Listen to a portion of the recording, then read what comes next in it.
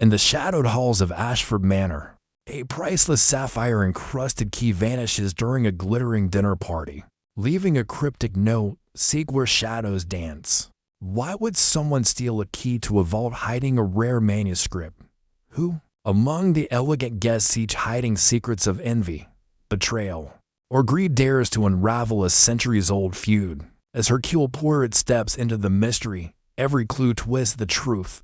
A hidden compartment, a muddy footprint, a coded map, a whispered debt. Is the thief a vengeful gardener, a desperate sister, a blackmail businessman, or a stranger cloaked in the night? With 30 seconds ticking, Poirot's little gray cells race to expose a cunning masquerade where the key is a decoy, and the real prize lies in a forgotten book. Will the truth unlock a legacy, or bury it forever? Dive into Hercule Poirot Unlocks the Riddle of the Lost Key, a tale of deception and revelation that will keep you guessing until the final page. Chapter 1. The Vanishing Key. The rain lashed against the tall, arched windows of Ashford Manor, a sprawling estate nestled in the heart of the English countryside. The storm had arrived uninvited, much like Hercule Poirot himself, who now sat in the opulent drawing room, his small, precise hands folded neatly over his polished walking stick. His mustache, impeccably groomed, twitched slightly as he surveyed the gathered company, a collection of aristocratic faces, each etched with varying degrees of unease. The sapphire-encrusted key, a cherished heirloom of the Ashford family, had vanished during the previous night's dinner party, and Poirot had been summoned to unravel the mystery. Lord Reginald Ashford, a man whose broad shoulders and stern jaw belied his nervous pacing, stood before the marble fireplace. His voice, usually commanding, carried a tremor as he addressed Poirot. "Monsieur Poirot, this is no mere trinket. The key unlocks a vault containing a manuscript, a relic of my family's history, written by my great-grandfather. Its value is beyond measure, not just in gold, but in legacy. It was here, in this very house, last night, and now." He gestured helplessly, his words trailing into the crackle of the fire. Poirot's dark eyes gleamed with interest. "Tell me, Lord Ashford," he said, his voice soft but carrying the weight of authority. "Who was present at this dinner party, and where was the key last seen?" Lord Ashford cleared his throat, glancing at the assembled guests, who sat stiffly on velvet-upholstered chairs.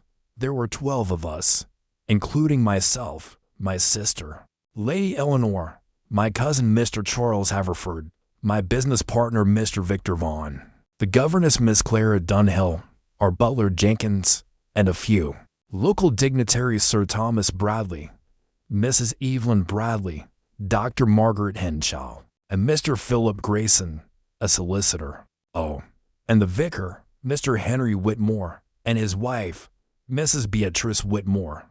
The key was displayed in the library in a glass case as a point of pride. I checked on it before dinner, and it was there. By midnight, it was gone.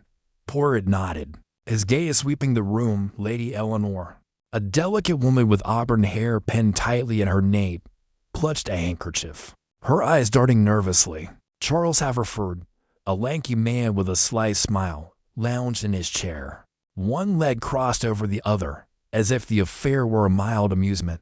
Victor Vaughan, broad and imposing, stared at the floor, his fingers drumming on the armrest. Miss Clara, the governess, sat primly, her hands folded, though her knuckles were white. Jenkins, the butler, stood near the door, his face impassive but his posture rigid.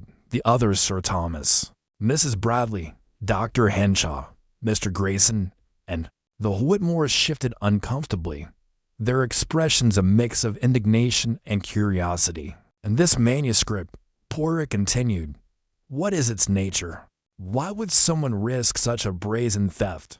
Lord Ashford hesitated, his eyes flickering to his sister. "It's a detailed account of my great-grandfather's travels in the Orient, written in his own hand.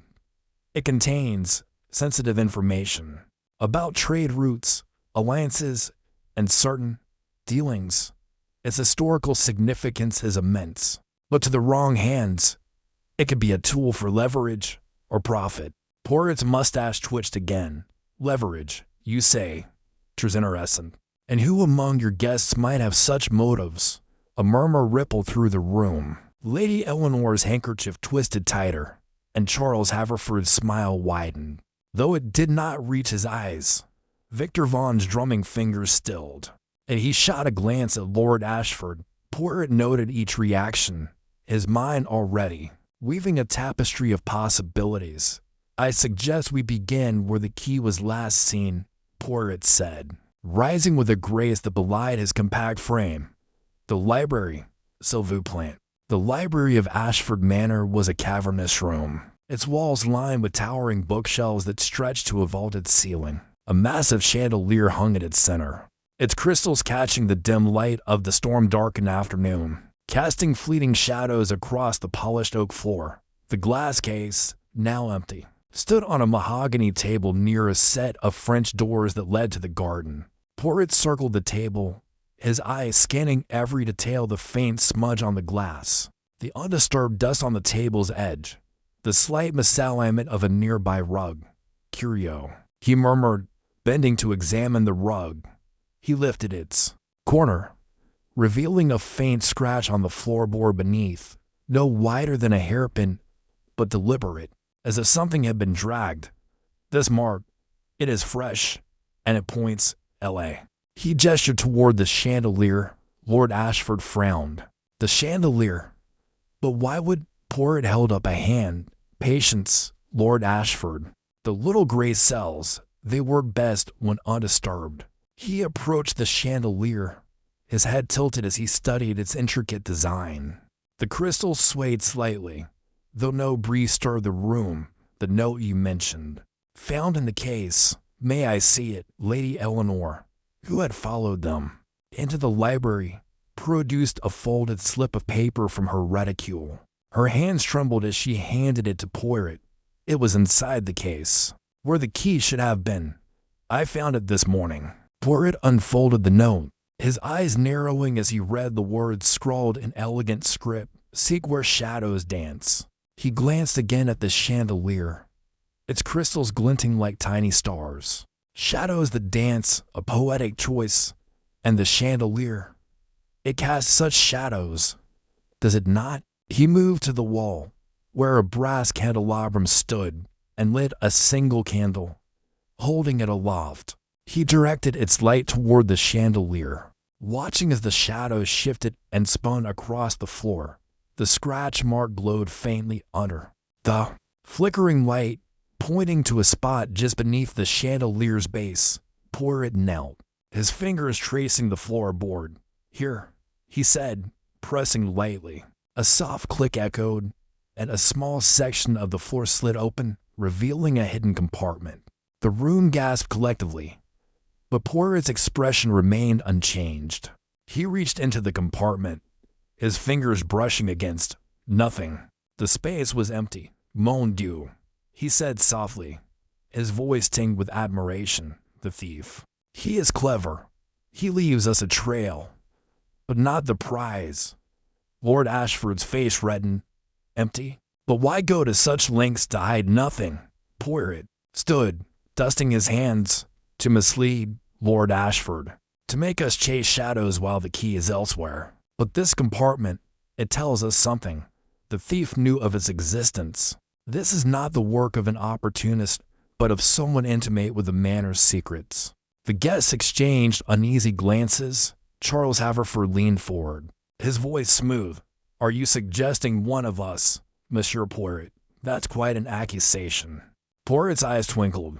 "I accuse no one, yet. But I observe, and I think, the little gray cells, they are never idle." He turned to Jenkins, who lingered near the door. "Monsieur Jenkins, you served the dinner last night, oui? Did you notice anything unusual in the library before?" The key vanished. Jenkins, a tall man with a face carved from stone, hesitated.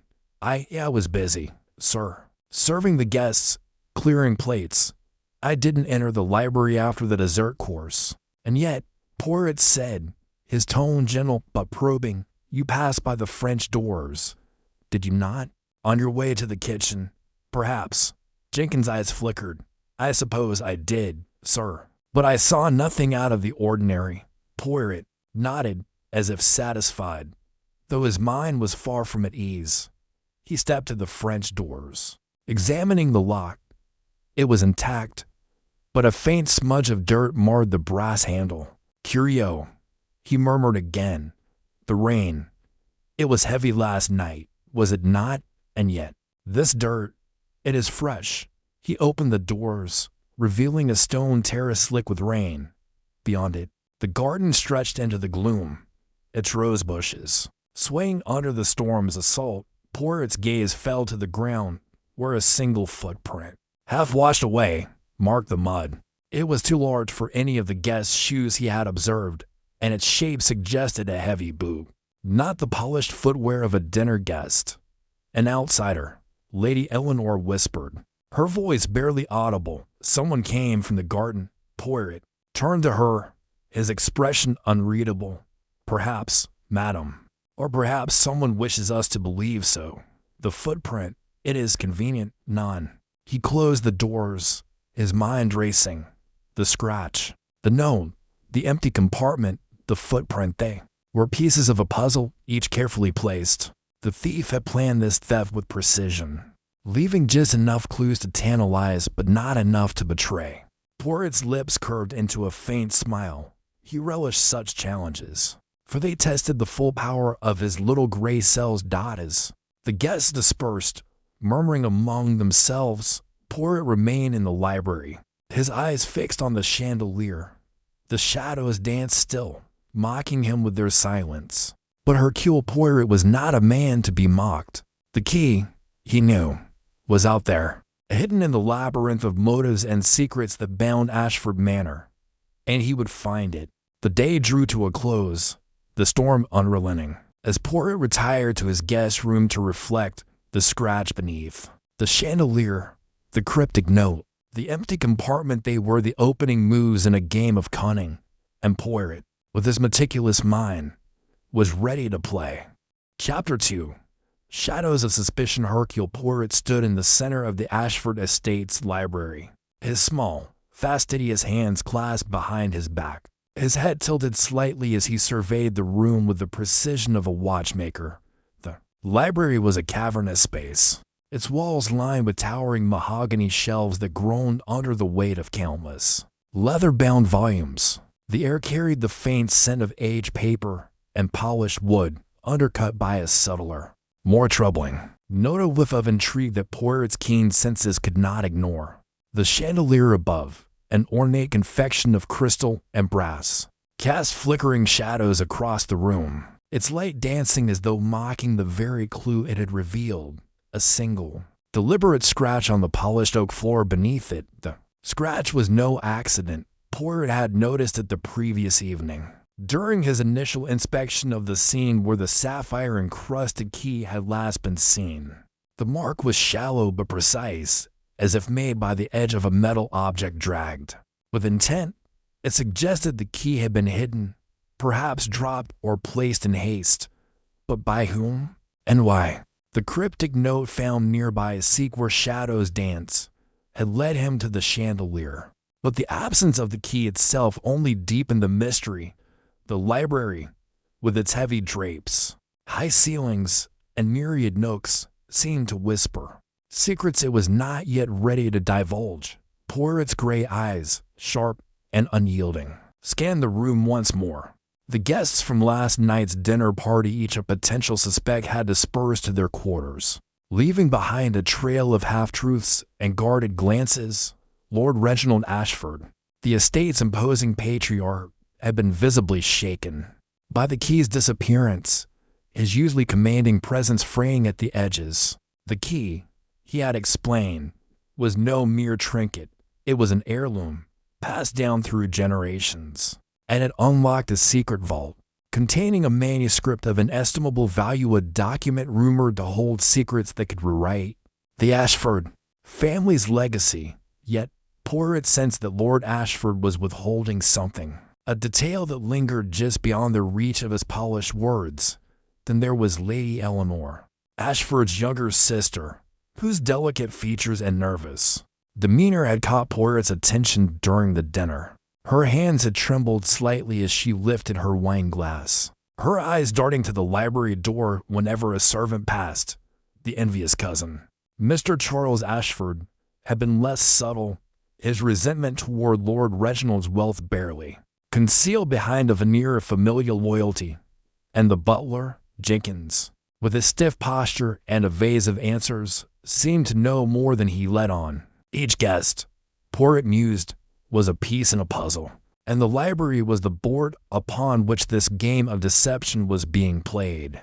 He knelt beside the scratch, his knees creaking slightly, and examined the floorboard beneath the chandelier. The oak was polished to a mirror-like sheen, but the scratch was not the only anomaly. A faint seam, almost invisible to the untrained eye, ran along the edge of the board. Poirot pressed gently with his fingers, feeling for resistance. There was a soft click, and a small section of the floor lifted, revealing a concealed compartment no larger than a cigar box. His heart quickened not with excitement, for Poirot was too disciplined for such emotions, but with the satisfaction of a hypothesis confirmed. The compartment, however, was empty save for a single, torn page. Its edges yellowed and brittle. Poirot carefully extracted the page, holding it to the light. The script was elegant, penned in a flowing hand that suggested the 17th century. The text was incomplete, but a phrase caught his eye. The guardian of secrets shall stand eternal. Hidden in plain sight, the words were cryptic, yet they resonated with the note's mention of dancing shadows. Was the guardian a person, an object, or perhaps the key itself? Poirot tucked the page into his pocket, his mind already weaving connections between the note, the scratch, and this new discovery. He rose, brushing a speck of dust from his immaculate suit, and turned his attention to the library's windows. The heavy velvet drapes were drawn, but a faint draft stirred the fabric, suggesting one had been opened recently. Poirot crossed the room, his polished shoes silent on the thick Persian rug, and parted the drapes. The window was latched, but a smudge of dirt on the sill caught his eye. He leaned closer, noting the faint outline of a footprint in the dust, a footprint too large to belong to any of the guests he had observed last night. Mon Dieu, Poirot murmured, his mustache twitching slightly. An outsider, perhaps, or a clever disguise. The footprint was a clue, but it was also a challenge. Whoever had left it had not been careless. They had chosen their moment. Knowing the library would be empty, Poirot's mind raced through the possibilities. The key could have been taken by someone within the estate, hidden to create chaos or leverage. Or it could have been stolen by an external force with knowledge of the Ashford family's secrets. He stepped outside, following the trail of the footprint. The library's French doors opened onto a stone terrace, beyond which lay the sprawling gardens of the estate. The morning air was crisp, carrying the scent of dew and roses. But Poirot's focus was singular. The footprint led to a gravel path, where it became less distinct but still traceable. It veered toward the garden's edge, where a low hedge separated the manicured lawn from a muddy flower bed. There, the print was clearer, pressed into the soft earth as if its maker had paused to survey the house. Poirot crouched again, his eyes narrowing. The footprint was deep, suggesting a man of considerable weight, and the tread pattern indicated a workman's boot, not the fine leather shoes worn by the dinner guests. He followed the trail to the edge of the flower bed, where it abruptly stopped, as if the intruder had taken care to cover their tracks. Nearby, a single rose petal lay crushed in the mud, its vibrant red stalk against the brown earth. Poirot picked it up, twirling it between his fingers. A clue, or a distraction? He mused aloud. His thoughts were interrupted by the sound of footsteps on the gravel. He turned to see Lady Eleanor approaching, her face pale, and her hands clasped tightly before her. She wore a simple morning dress, but her eyes betrayed a sleepless night. "Monsieur Poirot," she said, her voice trembling, "I heard you were examining the library. Have you found anything?" Poirot regarded her with a gentle smile, his eyes sharp beneath their kindly facade. "A few trifles, madam. But tell me, what brings you to the garden so early? The air is chilly." "No." Lady Eleanor hesitated, her gaze flickering to the flower bed. I couldn't sleep. The key's disappearance has upset Reginald terribly. And I saw something last night from my window, a shadow, moving near the library. I thought I should tell you." Poirot's interest sharpened, though his expression remained placid. "A shadow, you say? Describe it, if you please." "It was tall," she said, her voice barely above a whisper. "It moved quickly. Near the terrace, I couldn't see a face. But it wasn't one of the guests." "I'm sure of it." Poirot nodded, filing the information away. Lady Eleanor's nervousness was genuine, but her story raised questions. Why had she waited until now to mention the shadow? And why had she come to the gardens, so close to the very footprint he had discovered? "Merci, madam," he said. "Your observation is most helpful. I shall investigate further." As Lady Eleanor retreated, Poirot's gaze returned to the footprint, the shadow, the footprint. The torn page all wore threads in a tapestry of deception. He resolved to speak with the estate staff, particularly those with access to the gardens. The butler, Jenkins, would be his first stop.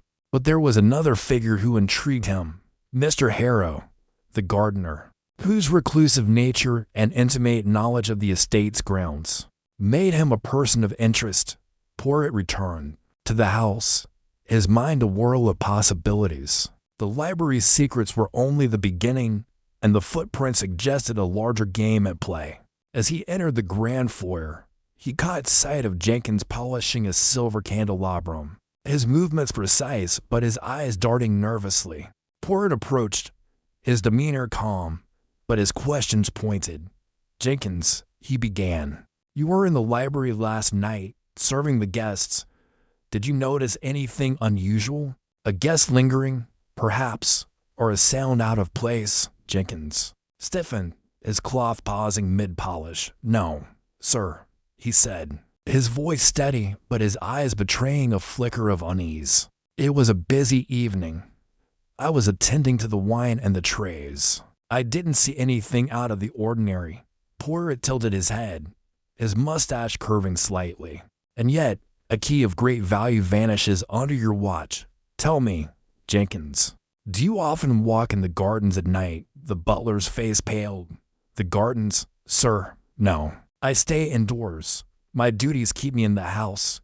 "Curious," Poirot said, his tone light but his eyes piercing. "For there is a footprint in the garden, near the library, that suggests otherwise. Perhaps you saw someone else, a stranger, perhaps." Jenkins swallowed hard, his hands tightening around the candelabrum. I don't know what you mean." "Sirs, I saw no one." Poirot let the silence stretch, his gaze unwavering. Jenkins was hiding something, but whether it was guilt or fear, Poirot could not yet determine. He excused the butler with a nod, his mind already turning to the gardener. Mr. Harrow's shed was at the edge of the estate, a small, weathered structure half hidden by overgrown ivy. If the footprint belonged to him, or if he had seen the intruder, Poirot would find out.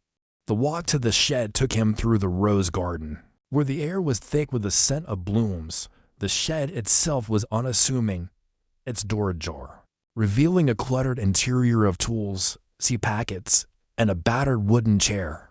Mr. Harrow was inside, sharpening a pair of shears with a whetstone.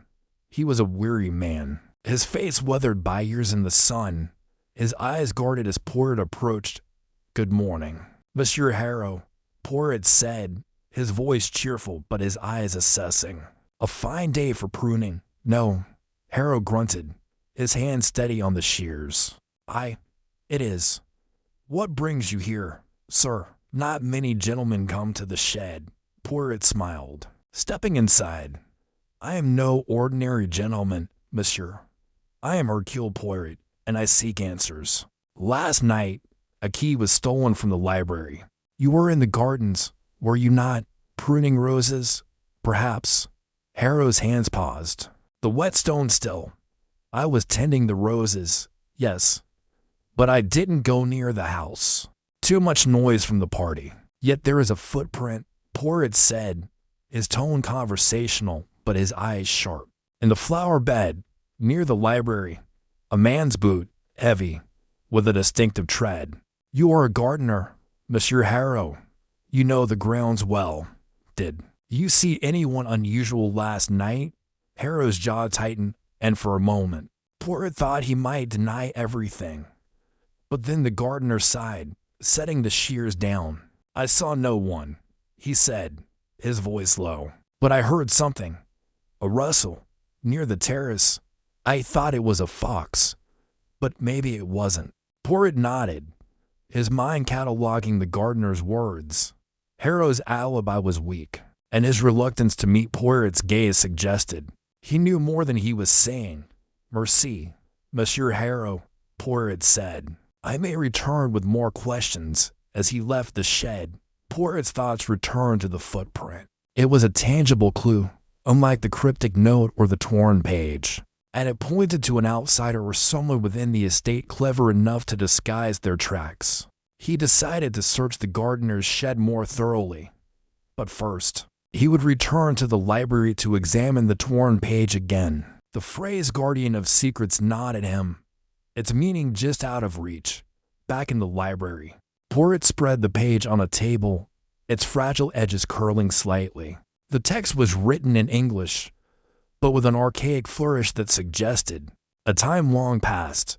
He read it carefully, noting references to a vault of shadows and a keeper of the flame. The diary's author, one Sir Edmund Ashford, had been a cautious man, his words veiled in metaphor. Poirot suspected the guardian was not a person, but a place, perhaps the vault itself, or another hidden compartment.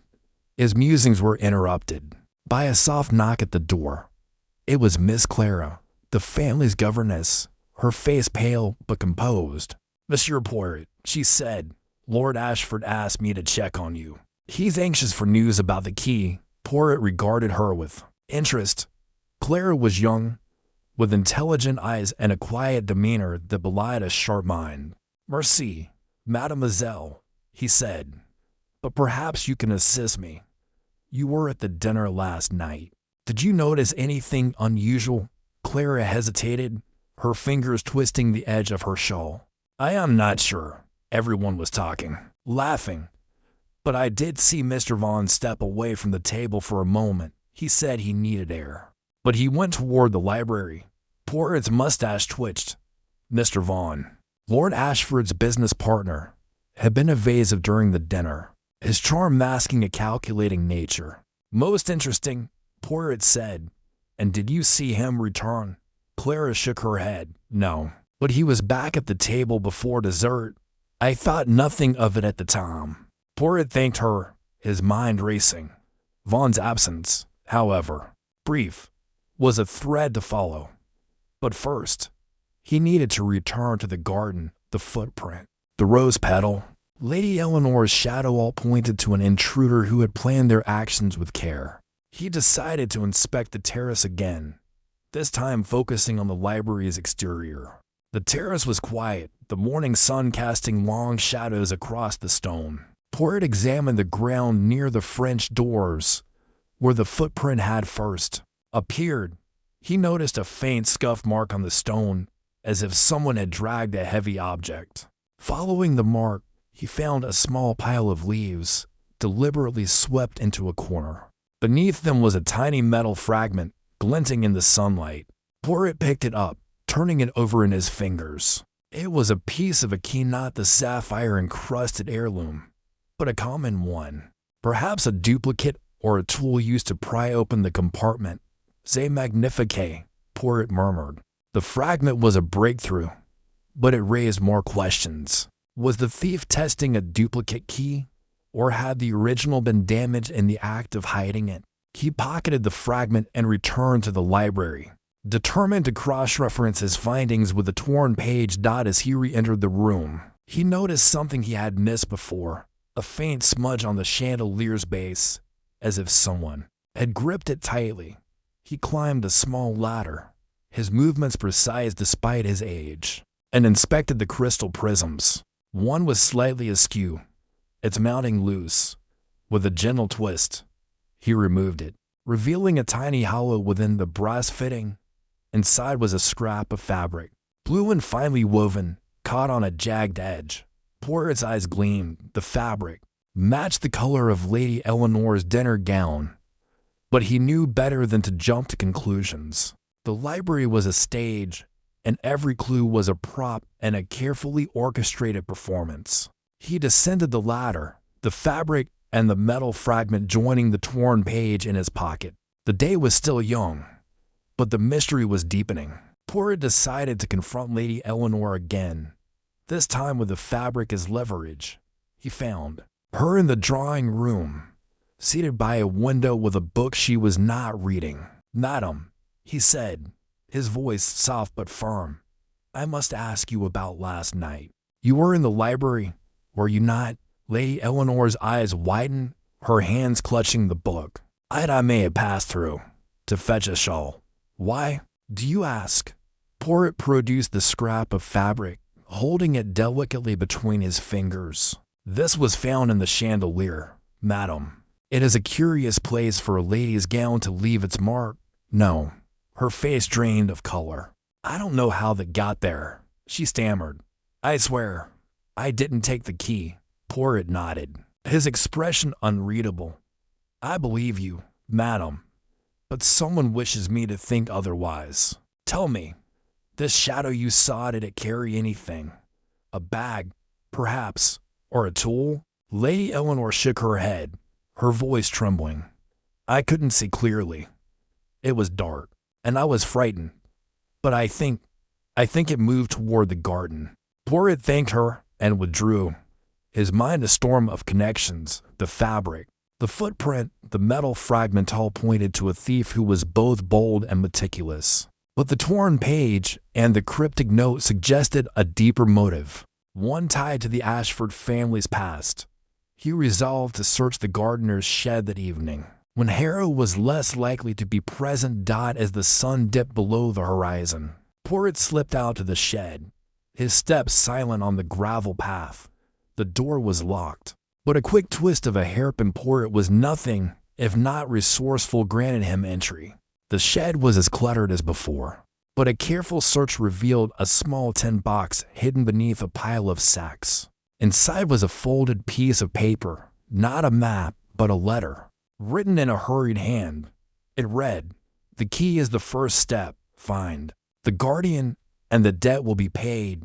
Poirot's pulse quickened. The letter confirmed his suspicion. The theft was not about the key's monetary value, but its connection to a larger secret. The guardian again, perhaps the vault, or something more elusive. He replaced the letter and left the shed, his mind racing with possibilities. As he returned to the house, the stars were emerging, their light faint against the darkening sky. The footprint, the fabric, the letter, all were pieces of a puzzle that was far from complete. But Poirot was undaunted. The truth, he knew, was hidden in the shadows, and he would find it, no matter how cleverly it was concealed. The chapter closed with Poirot standing on the terrace, his eyes fixed on the library's windows. A faint breeze stirred the drapes, and for a moment he thought he saw a shadow move within. He smiled, his mustache curving upward. The game was afoot, and Hercule Poirot was ready to play. Chapter 3. The gardener's secret morning mist clung to the sprawling grounds of Ashford Manor, weaving through the manicured hedges and rose beds like a ghostly shroud.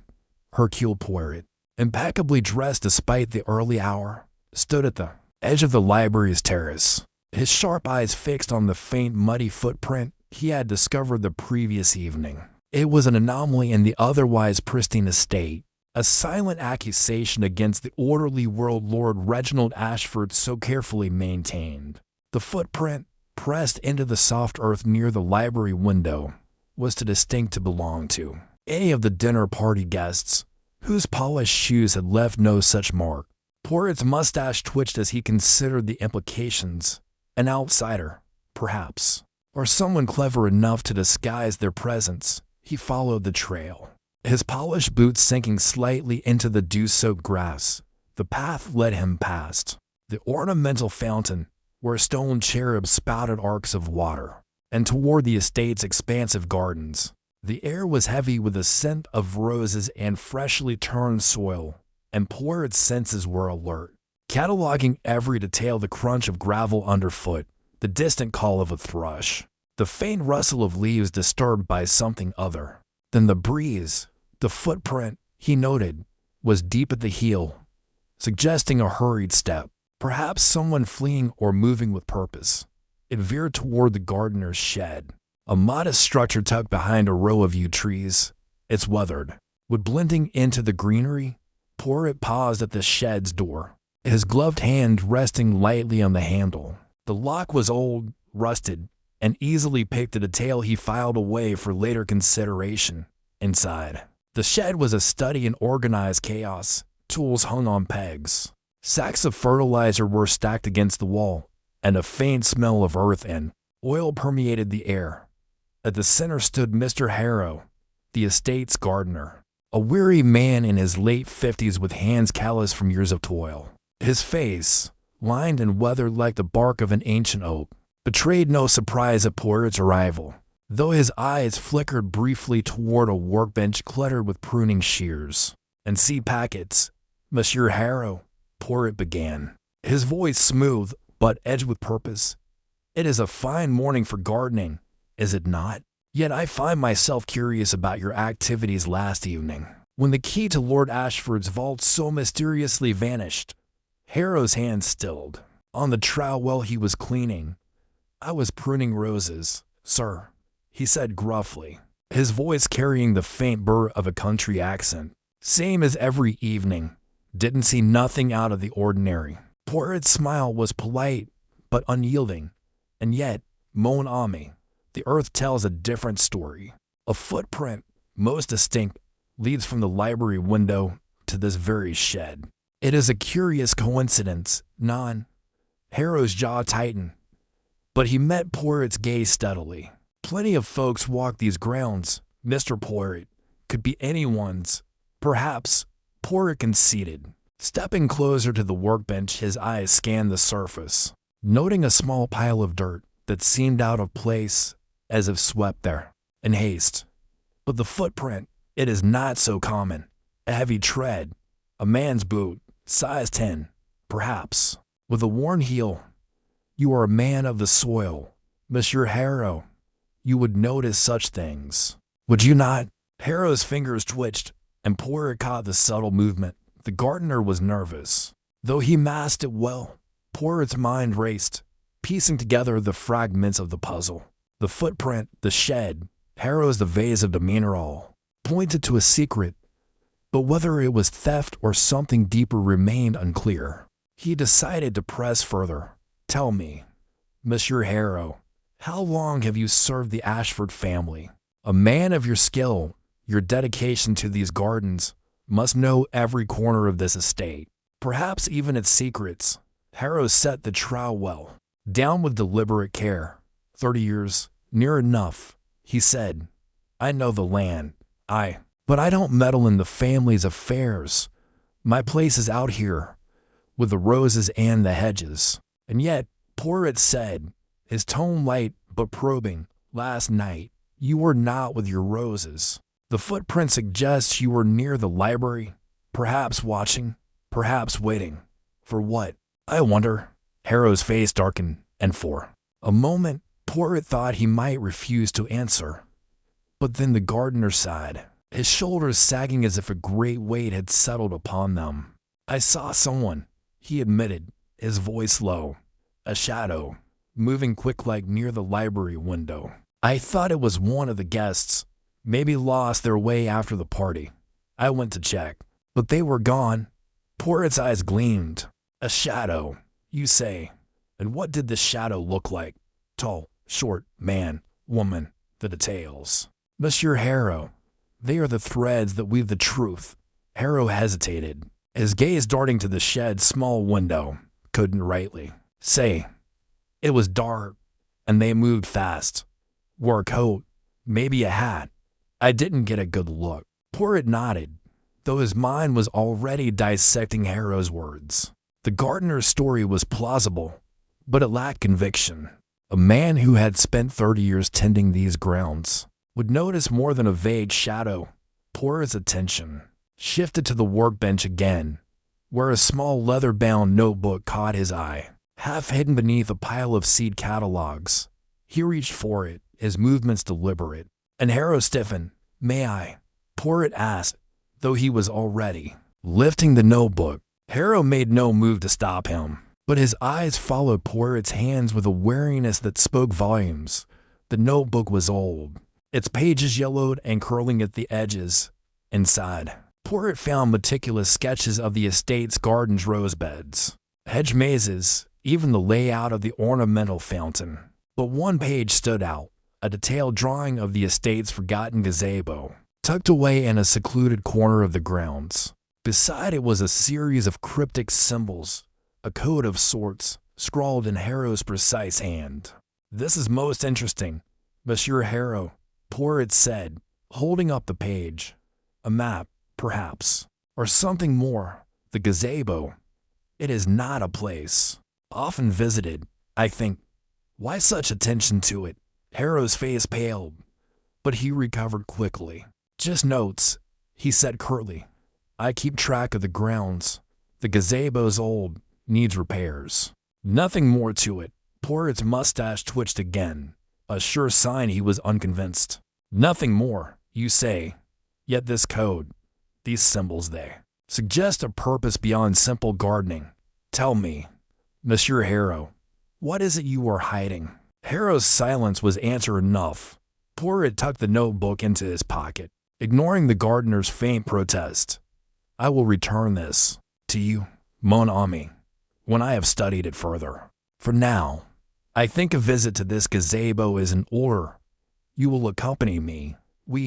Harrow hesitated, then nodded, his expression resigned. The two men left the shed, Poirot's measured steps contrasting with Harrow's reluctant shuffle. The path to the gazebo wound through a grove of ancient oaks, their branches forming a canopy that filtered the morning light into dappled patterns. The gazebo itself was a relic of a bygone era, its latticework overgrown with ivy, its wooden floor warped by years of neglect. Poirot's eyes swept over the structure, noting the faint scuff marks on the steps, the way the ivy seemed disturbed in places. "Tell me, Monsieur Harrow," Poirot said, circling the gazebo, "what is it about this place that requires such secrecy? Your map, it points here, does it not?" Harrow shifted uncomfortably. "It's just an old place. Used to be where the young Ashfords played. Years ago. Nothing special about it now." Poirot's gaze sharpened. "And yet, you drew it with such care. You marked it with symbols that are not the language of roses or hedges. Allow me to suggest, Monsieur Harrow, that you know more than you say. Perhaps you know of the key, or of the one who took it." Harrow's eyes flashed with something anger, fear, or perhaps both. "I told you. I saw a shadow. I don't know nothing about no key." Poirot did not press further, but his mind was alive with possibilities. The gazebo, the code, the footprint, they were pieces of a puzzle, and he was determined to fit them together. He knelt beside the gazebo's steps, his fingers tracing the wood until he found a faint seam, barely visible beneath the peeling paint.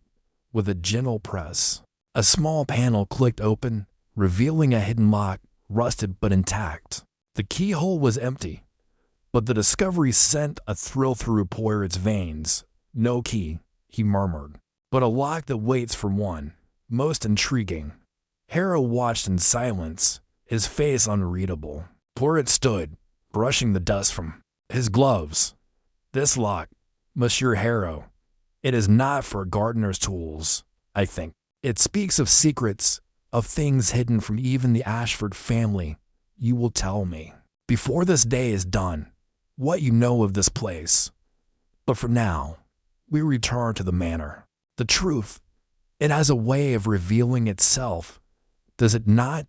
As they walked back, Poirot's mind churned. The gazebo's lock suggested a hiding place, perhaps for the key itself, or for something connected to the Ashford family's past.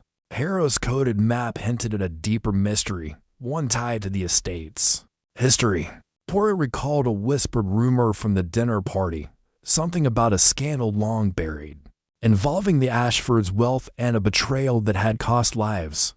Could Harrow, with his 30 years of service, be more than a gardener, a guardian of secrets, perhaps, or a pawn in a larger game? Back at the manor, Poirot excused Harrow, who retreated to his shed with a muttered excuse about unfinished work. Poirot made his way to the library, where the morning light streamed through the tall windows, illuminating the chandelier's prismatic glow.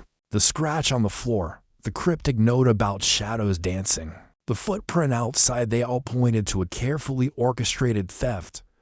But the gazebo, with its hidden lock and coded map, suggested something more, a plan within a plan, a secret within a secret. Poirot sat at the library's mahogany desk, the notebook open before him. The symbols were unfamiliar, but he recognized patterns, dots, and dashes. Perhaps a cipher based on an old smuggling code. The Ashfords, he knew, had amassed their fortune through trade, some of it less than lawful. Could the key's theft be tied to that illicit past? And what of Harrow, whose alibi was as flimsy as the ivy clinging to the gazebo? As he pondered, a soft knock interrupted his thoughts. It was Jenkins, the butler, his face pale and his hands clasped tightly before him. "Mr. Poirot, sir," he said, his voice trembling. "There's something you should know about Mr. Harrow. I mean, he's not what he seems." Poirot's eyes narrowed. "Speak, Monsieur Jenkins. What is it you know of the gardener?" Jenkins hesitated, then leaned closer, his voice dropping to a whisper. "Years ago, before I came to the manor, there was talk of a scandal. Harrow was involved, or so they said. Something about a debt, a theft, and a man who disappeared. The Ashfords hushed it up, but Harrow stayed on. I always thought it odd, him being so loyal after all that." Poirot's mustache twitched once more. "A scandal, you say, and a man who disappeared. This is most enlightening, Monsieur Jenkins. You will tell me all you know, and we shall see what secrets Monsieur Harrow keeps." The butler nodded, his relief palpable, and began to recount the tale, a story of greed, betrayal, and a family's desperate attempt to protect its name. As Poirot listened, his mind wove the threads together. The footprint, the map, the lock, the scandal. The key's theft was no simple crime.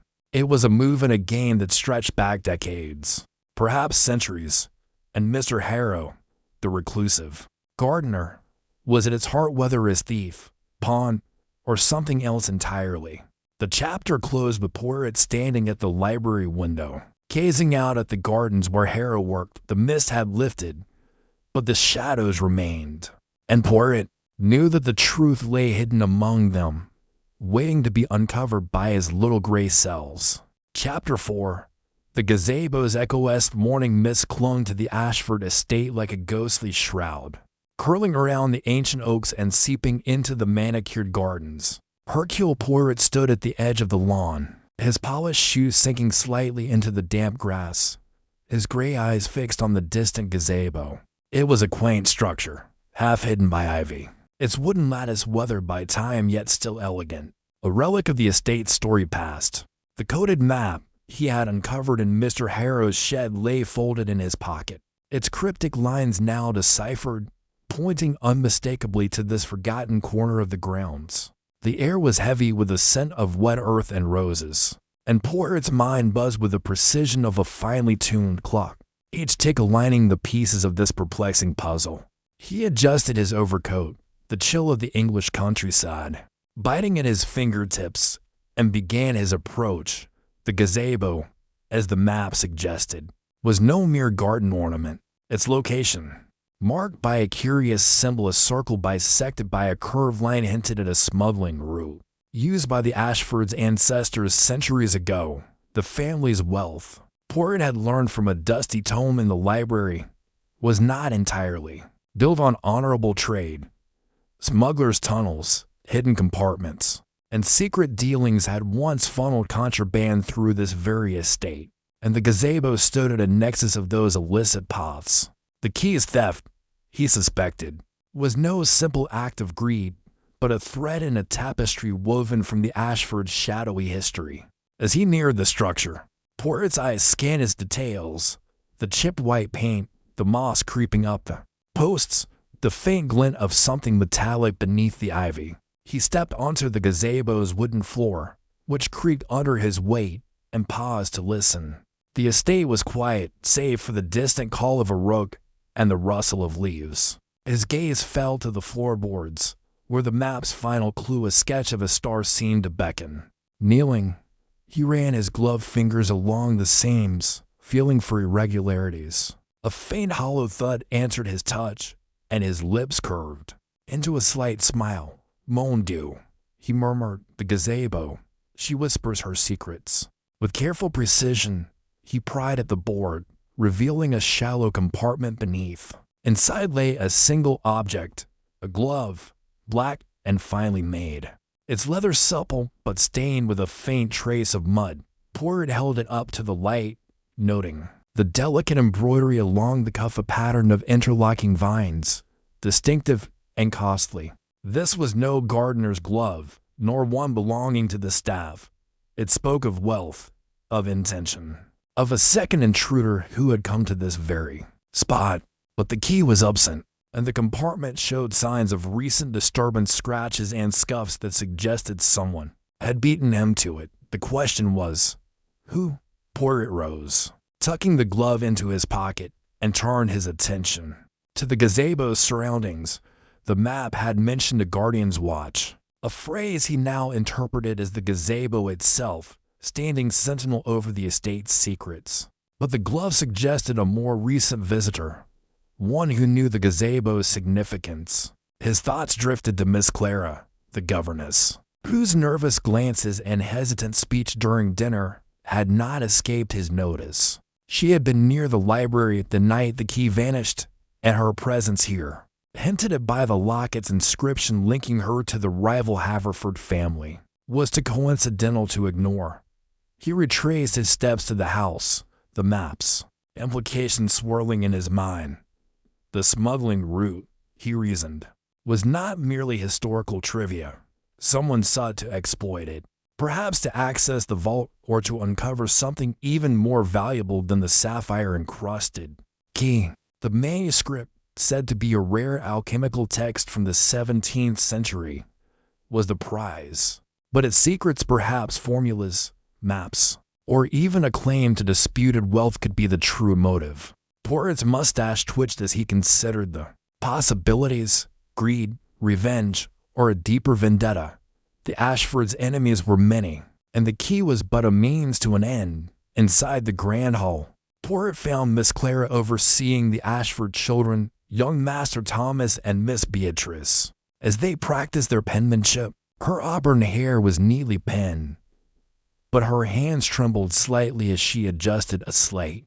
Poirot approached with his usual charm, his voice smooth as velvet. "Mademoiselle Clara, a word, if you please," she started, her green eyes flickering with unease. "Monsieur Poirot, I didn't expect you. The children, they need, mais oui. The children are most diligent," he said, glancing at their work with a nod. "But it is you, mademoiselle, who interests me at this moment. A walk, perhaps. The gardens are most invigorating." Reluctantly, she agreed, and they stepped outside. The children left in the care of a maid. Poirot led her toward the gazebo, noting how her steps slowed as it came into view. "You know this place, do you not?" he asked, his tone light but piercing. "The gazebo," Clara's voice was tight. "It's just a place for the children to play, Monsieur Poirot, nothing more."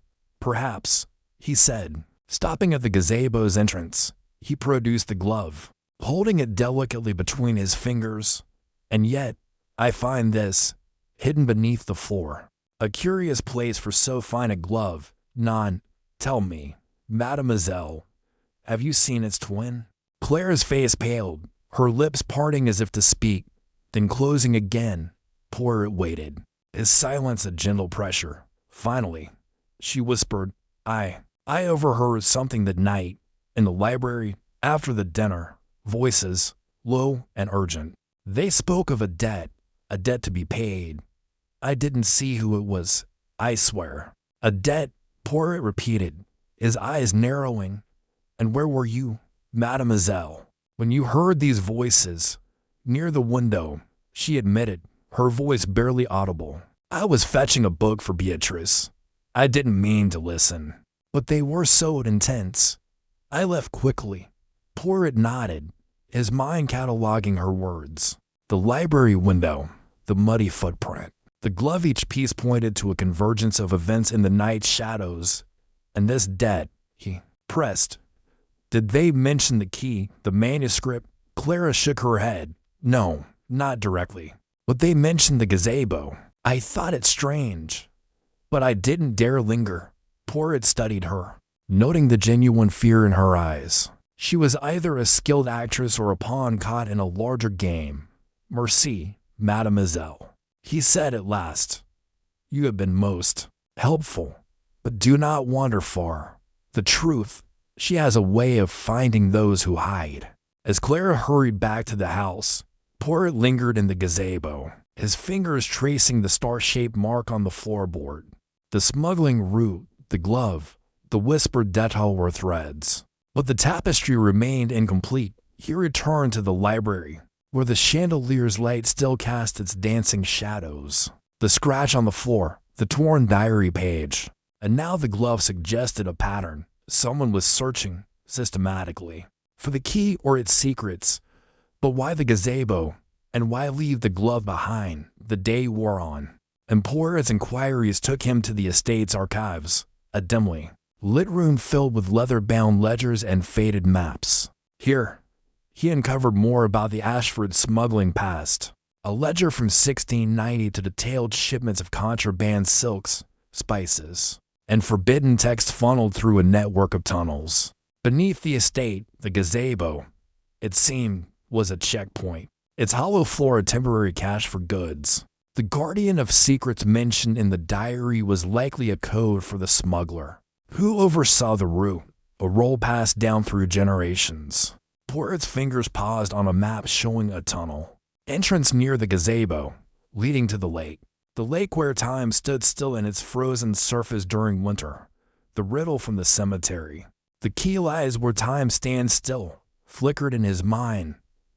Could the key have been moved there? Or was it another misdirection? He closed the ledger, his thoughts racing. The glove's owner, the second intruder, was key to unraveling this, that evening. Poirot joined the Ashfords for dinner, his presence a quiet storm amid their strained civility. Lord Reginald, his face lined with worry, spoke of the manuscript's importance. It's not just a book, Monsieur Poirot. It's a legacy. My father believed it held knowledge that could change the world or destroy it. Indeed, milord, Poirot replied, slicing his lamb with precision. And such a legacy attracts many hands. None. Tell me, who among your guests might wish to claim it? Lady Eleanor, seated beside her brother, stiffened. No one here would dare, she said, her voice sharp. We're family, friends, loyal. Poirot's eyes twinkled. Loyalty, madam, is a mask worn until the price is right.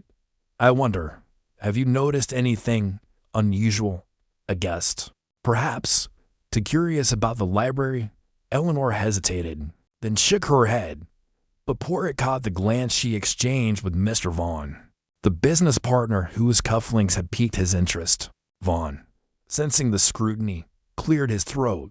I assure you, Monsieur Poirot, my only interest is in protecting Reginald's interests.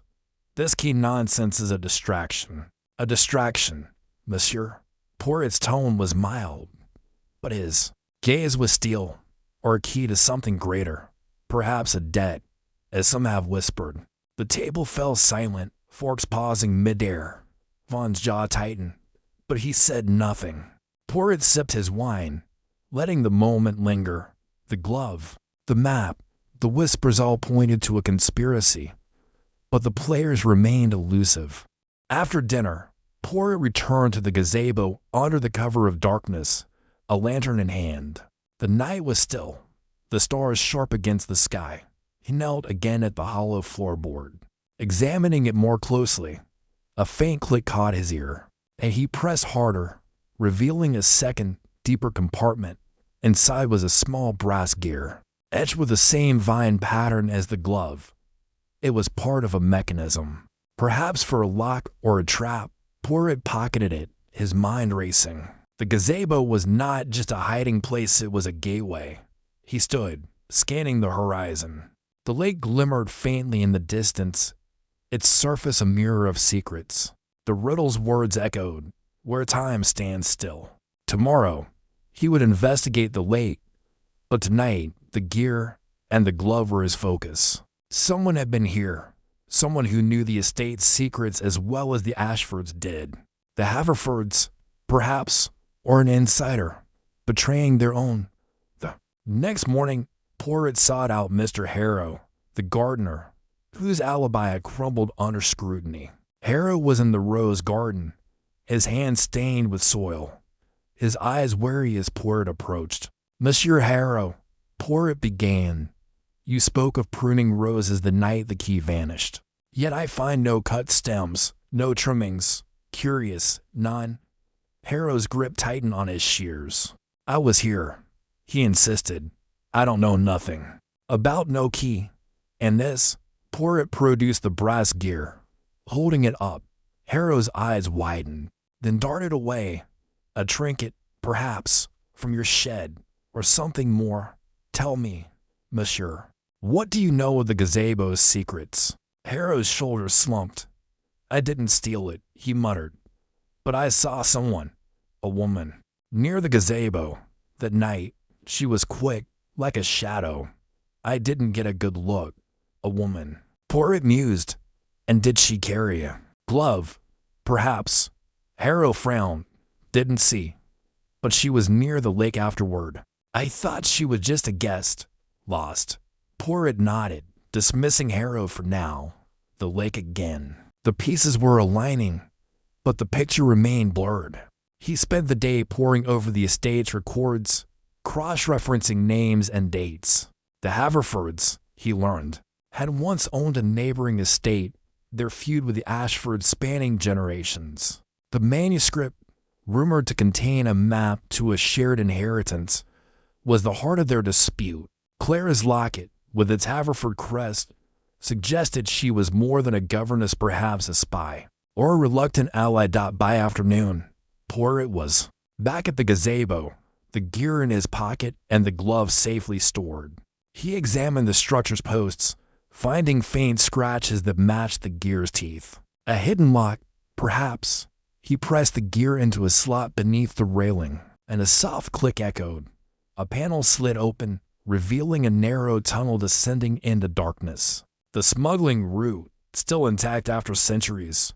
Poirot hesitated, his lantern casting long shadows. The tunnel was a risk, but the answers lay below. He descended, the air growing colder, the walls damp with age. The tunnel twisted, leading toward the lake, just as the map suggested. After several minutes, he emerged in a small chamber, its walls lined with ancient crates. One bore the Haverford crest, and inside, he found a bundle of letters, correspondence between the families, detailing a pact that had soured into betrayal. The letters confirmed his suspicions. The manuscript was not just a text, but a claim to a fortune hidden centuries ago. The key, sapphire encrusted and symbolic, was the only way to access it. But the glove, the gear, the tunnel all pointed to a modern conspiracy, one that used the past to mask present ambitions. Poirot returned to the surface, the letters tucked into his coat. The gazebo's echoes had spoken, but the key remained. Elusive, the lake, the riddle, the woman in the shadows, each was a thread he would follow. As he stepped into the evening light, a faint sound caught his ear, the crunch of gravel, a figure retreating into the trees. He did not pursue, but his smile was one of certainty. The thief, whoever they were, was close, and Hercule Poirot was closer still.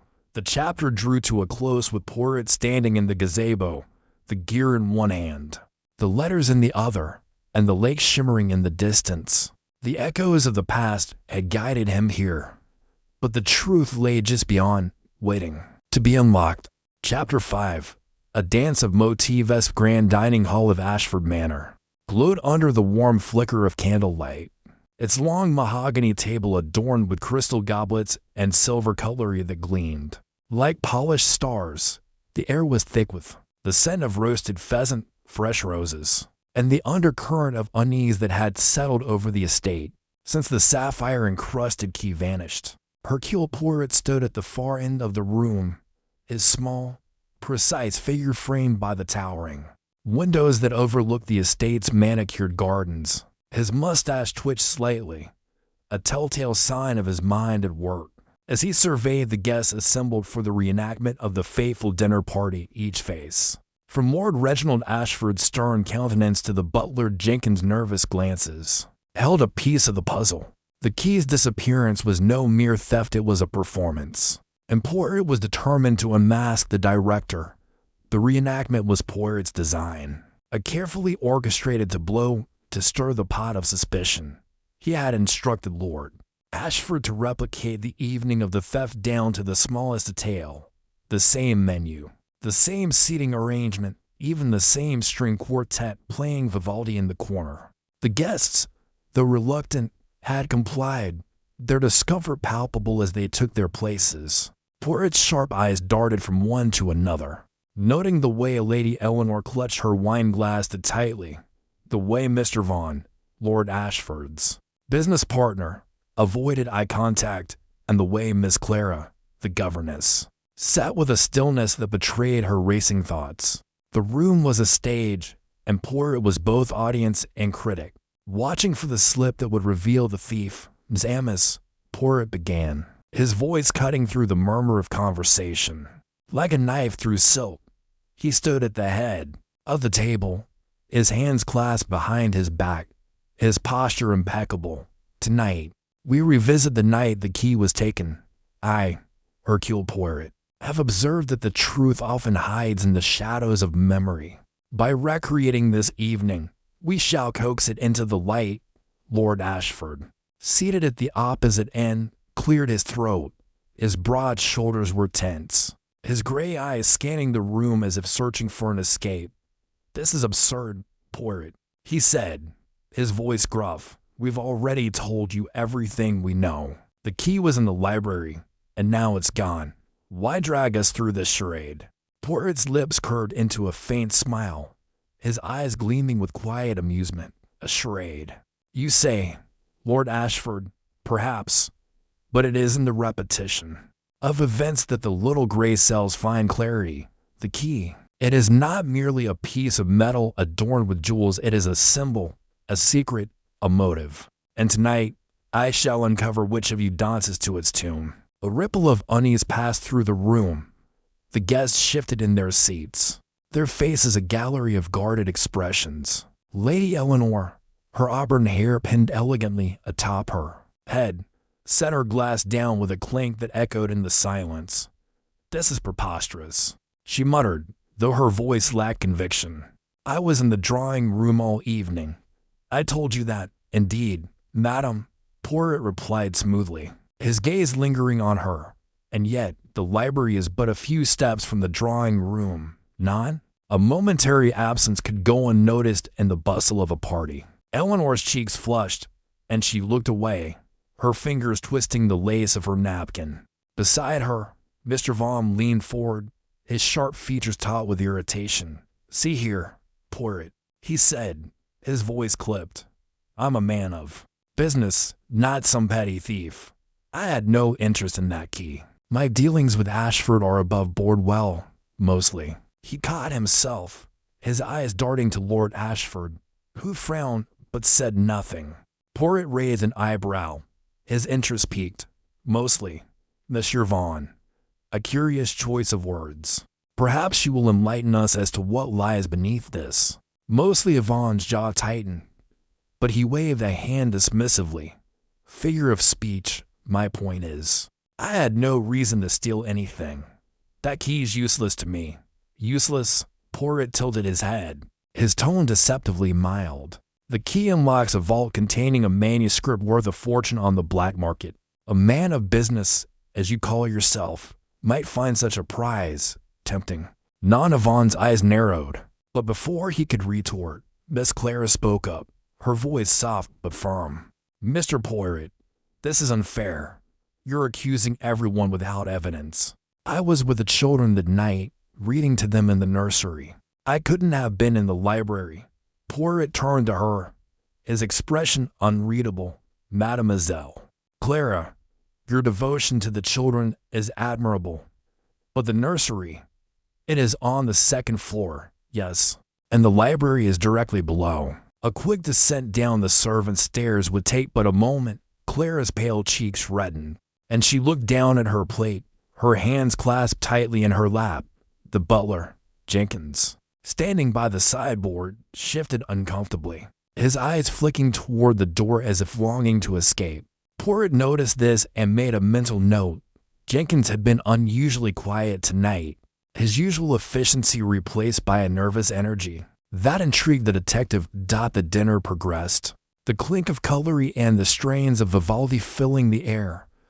But the tension only grew. Poirot moved silently among the guests, his presence a subtle pressure that made them fidget.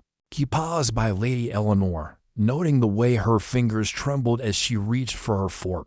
He lingered by Mr. Vaughan, observing the faint sheen of sweat on his brow despite the cool evening air. And he watched Miss Clara, whose calm facade cracked slightly when the conversation turned to the manuscript's value. As the main course was cleared, Poirot clapped his hands, drawing all eyes to him. Now, Zamis, let us revisit the moment of the theft. The key was last seen in the library, placed on the oak table by Lord Ashford himself. The cryptic note, "Seek where shadows dance," was found shortly after. I ask you now, who among you left the dining hall that evening? A heavy silence fell. Lord Ashford's face darkened, and he leaned back in his chair, his arms crossed. I've already told you, Poirot. I went to the library to fetch a book for our guest, Mr. Harrow. I placed the key on the table, and when I returned later, it was gone. And you saw no one else? Poirot pressed, his eyes narrowing. No one, Ashford said firmly. The library was empty. Poirot turned to the others. And you, Lady Eleanor, Monsieur Vaughan, Mademoiselle Clara, did any of you step away from the party? Eleanor shook her head quickly. I was with the other ladies in the drawing room. As I said, Vaughan shrugged, his expression defiant. I was here, drinking with Ashford's investors. Asked them. Clara hesitated, then nodded. I was with the children, as I told you. Poirot's gaze shifted to Jenkins, who was pouring wine with a slightly unsteady hand. And you, Monsieur Jenkins, where were you when the key vanished? Jenkins froze, the bottle nearly slipping from his grasp. I was tending to my duties, sir, serving drinks, clearing plates. I didn't go near the library. Poirot's smile was thin, almost predatory. Curious, none? For a man so busy, you seem to have been everywhere and nowhere that night. Jenkins swallowed hard, his eyes darting to Lord Ashford, who was watching him closely.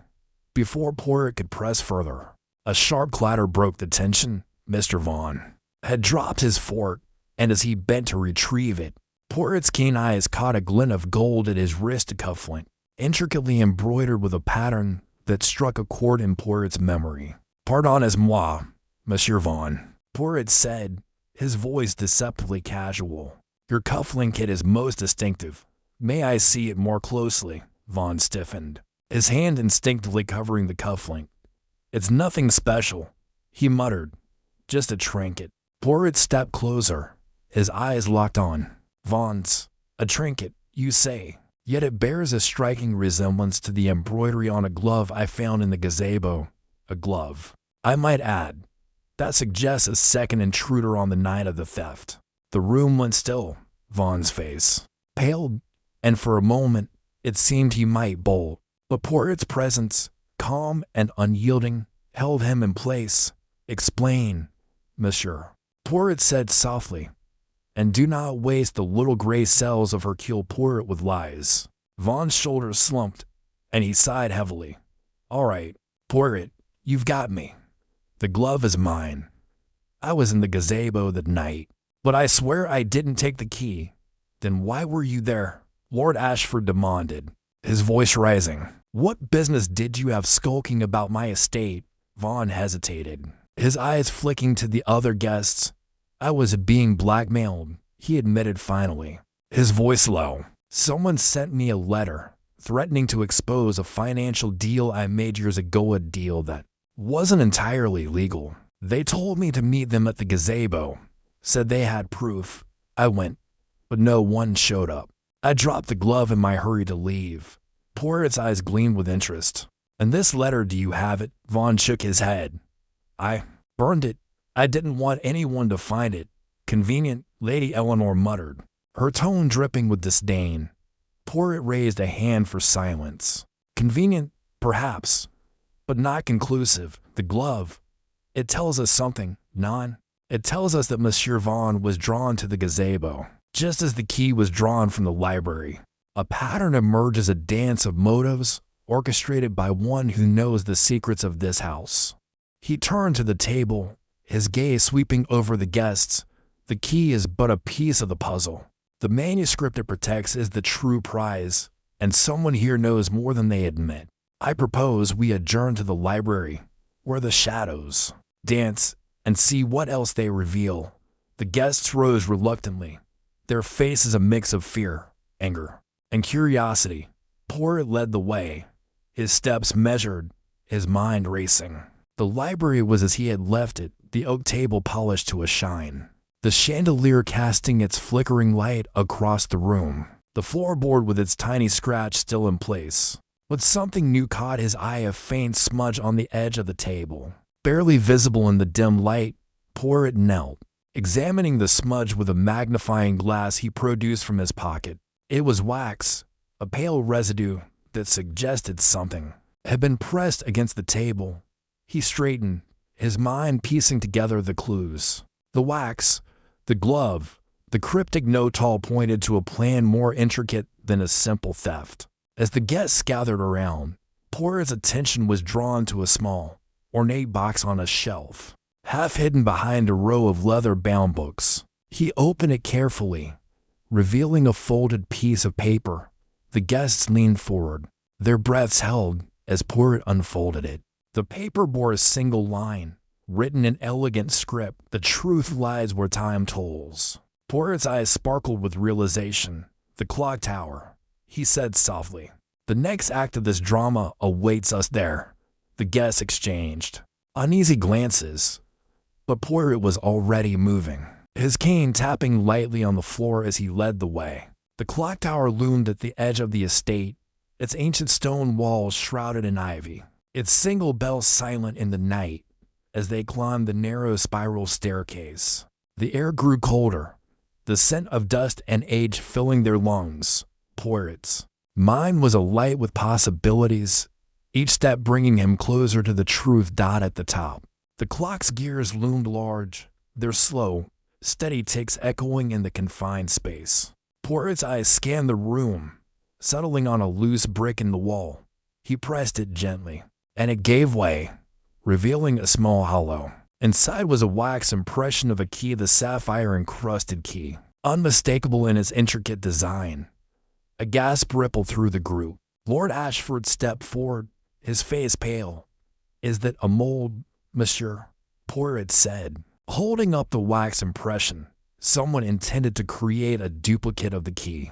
The theft was not merely to take the key, but to ensure its secrets could be accessed again and again. "But who?" Lady Eleanor whispered, her voice trembling. Poirot's smile was enigmatic. "That, madam, is what we shall discover. The clock tower has whispered its secret, but it is not the final word. The dance of motives continues, and Hercule Poirot will not rest until the music stops." As they descended the staircase, Poirot's mind was already turning to the next clue, the next step in the intricate waltz of deception. The key was still out there, hidden by a hand that knew the estate's secrets better than its own master. And Poirot, with his little gray cells, was closing in. The night stretched on, the clock tower's bell tolling softly in the distance, a reminder that time was both ally and adversary in this game of shadows. The guests dispersed to their rooms, their nerves frayed, their secrets heavier than ever. Poirot lingered in the library, his fingers tracing the smudge of wax on the table, his thoughts a whirlwind of connections. The glove, the wax, the note, the clock tower all were threads in a tapestry of deceit, and he was determined to unravel it. As he gazed out the window at the moonlit gardens, a faint sound caught his ear, a rustle, barely audible, from the direction of the gazebo. He smiled to himself, knowing the thief was still moving, still dancing to a tune only they could hear. But Hercule Poirot was a master of rhythm, and he would not miss a single step. The chapter closed with the detective standing alone, the weight of the mystery pressing against his mind, yet his resolve unshaken. The key was out there, and with it, the truth. The dance was far from over. Chapter 6. The clock tower's whispered morning sun cast long shadows across the sprawling lawns of Ashford Manor, its golden rays glinting off the dew-soaked grass. Hercule Poirot, impeccably dressed in his tailored suit and polished shoes, stood at the base of the estate's ancient clock tower, his sharp eyes scanning the weathered stone structure. The tower, a relic of the Ashford family story past, loomed over the estate like a silent sentinel, its clock face frozen at 10 minutes past midnight. A curious detail that had not escaped Poirot's notice: the events of the previous days, the vanishing sapphire-encrusted key, the cryptic clues, and the web of motives spawned by the estate's inhabitants had led him here, to this forgotten corner of the grounds, where he suspected the next piece of the puzzle awaited. Poirot adjusted his hat, his mustache twitching slightly as he contemplated the task at hand. The gazebo's hollow space, discovered in the previous chapter, had yielded a single glove, its embroidered cufflink a tantalizing clue pointing to Mr. Vaughan, Lord Ashford's business partner. Yet, Poirot's instincts told him the glove was but a thread in a larger tapestry, one woven with deception and secrets that stretched back generations. The coded map found in the gardener's shed had hinted at a smuggling route, a dark chapter in the Ashford family's history, and now the trail led to the clock tower. The cryptic note, "Seek where shadows dance," still echoed in his mind, and he was certain the tower held answers. The clock tower's entrance was a heavy oak door, its iron hinges rusted from years of neglect. Poirot pushed it open with a firm hand, the creak of the wood reverberating through the hollow interior. Inside, the air was thick with dust, and the faint ticking of gears, long since stilled, seemed to linger like a ghost. A spiral staircase wound upward, its steps worn smooth by time. Poirot ascended carefully, his gloved hand trailing along the cold stone wall, his senses alert to every detail. The tower was a labyrinth of shadows, the narrow windows casting slanted beams of light that danced across the walls, a perfect echo of the cryptic note's words. At the top of the staircase, Poirot emerged into the clock tower's main chamber, where the massive gears of the clock mechanism stood silent. The room was cavernous, its ceiling lost in darkness, and the air carried the scent of old metal and mildew. Poirot's eyes darted to the clock face, its hands frozen in time, and he noted the faint scratches around the base of the minute hand. "Mon Dieu," he murmured, his voice soft but resonant in the stillness. "A clock that does not tick, yet it speaks volumes." He approached the clock face, his fingers brushing against the cold brass. The scratches were deliberate, a subtle sign of tampering. Poirot knelt, his keen eyes tracing the floorboards beneath the mechanism. A faint seam caught his attention, barely visible in the dim light. With a gentle press, he felt a click, and a small panel sprang open, revealing a hidden compartment. Inside was a dusty leather-bound journal, its pages yellowed with age. Poirot's heart quickened as he lifted it carefully, blowing away a cloud of dust that swirled in the beam of sunlight. The journal's cover bore the Ashford family crest, a lion rampant clutching a key. Poirot opened it, his fingers deftly turning the brittle pages, the entries written in a precise, elegant hand detailed a feud between the Ashfords and a rival family, the Haverfords, over the ownership of the rare manuscript locked in the secret vault. The manuscript, a collection of alchemical texts penned by a 17th century scholar, was rumored to contain secrets of immense value, secrets that both families claimed as their birthright. The journal's author, a certain Sir Edmund Ashford, wrote of a key's twin, a duplicate crafted to safeguard the manuscript should the original key be lost or stolen. Poirot's brow furrowed as he read, his mind racing. A twin key, he mused aloud. A most ingenious precaution, yet one that invites treachery. The existence of a duplicate key complicated the mystery, suggesting the thief might not need the sapphire-encrusted original to access the vault. But where was this twin, and who among the estate's inhabitants knew of its existence? As Poirot pondered, a faint noise of soft shuffle came from the staircase below. He closed the journal and slipped it into his coat pocket, his senses heightened. "Who is there?" he called, his voice calm but commanding. The shuffle ceased, replaced by the sound of retreating footsteps. Poirot moved swiftly to the staircase, peering down into the shadows, but the intruder had vanished. He descended cautiously, his hand resting lightly on the small revolver he carried for emergencies, though he preferred to rely on his little gray cells at the base of the tower. Poirot found no trace of the intruder, but a fresh scuff mark on the stone floor caught his eye. It led to a narrow window overlooking the estate's eastern gardens. The window was ajar, its latch undone. Poirot leaned out, scanning the grounds below. In the distance, he saw Jenkins, the butler, hurrying toward the manor, his posture tense. Jenkins had been a peripheral figure in the investigation thus far, his demeanor one of quiet efficiency. But Poirot recalled the butler's nervous glance during the dinner party reenactment. Could Jenkins be more than a loyal servant? Poirot returned to the clock tower chamber, determined to uncover more. He examined the hidden compartment again, noticing a faint residue of wax on its edges. His fingers traced the surface, and he realized it was the remnant of a wax impression, a mold of a key. "Sacred blue," he whispered. "The thief has not only sought the key, but has planned to forge its twin." The implications were staggering. The wax impression suggested a calculated effort to bypass the original key, pointing to a culprit. With both access and cunning, Poirot's investigation led him to question Jenkins directly. He found the butler in the manor's kitchen, polishing silver with a precision that bordered on obsession. Jenkins looked up, startled, as Poirot entered, his hands pausing mid-motion. "Monsieur Jenkins," Poirot began, his tone genial but probing, "you have served the Ashfords for many years, have you not?" "Yes, sir," Jenkins replied, his voice steady, but his eyes flickering with unease. 20 years this spring, and in those years, you have surely seen many secrets pass through these walls," Poirot continued, his gaze unwavering. "Perhaps you have seen a stranger near the clock tower." Jenkins hesitated, his fingers tightening around the polishing cloth. "A stranger, sir? I may have seen someone late at night near the tower, but it was dark and I couldn't be sure." Poirot smiled faintly, his mustache curling. "A most convenient darkness, Monsieur Jenkins. Tell me, what did this shadow look like?"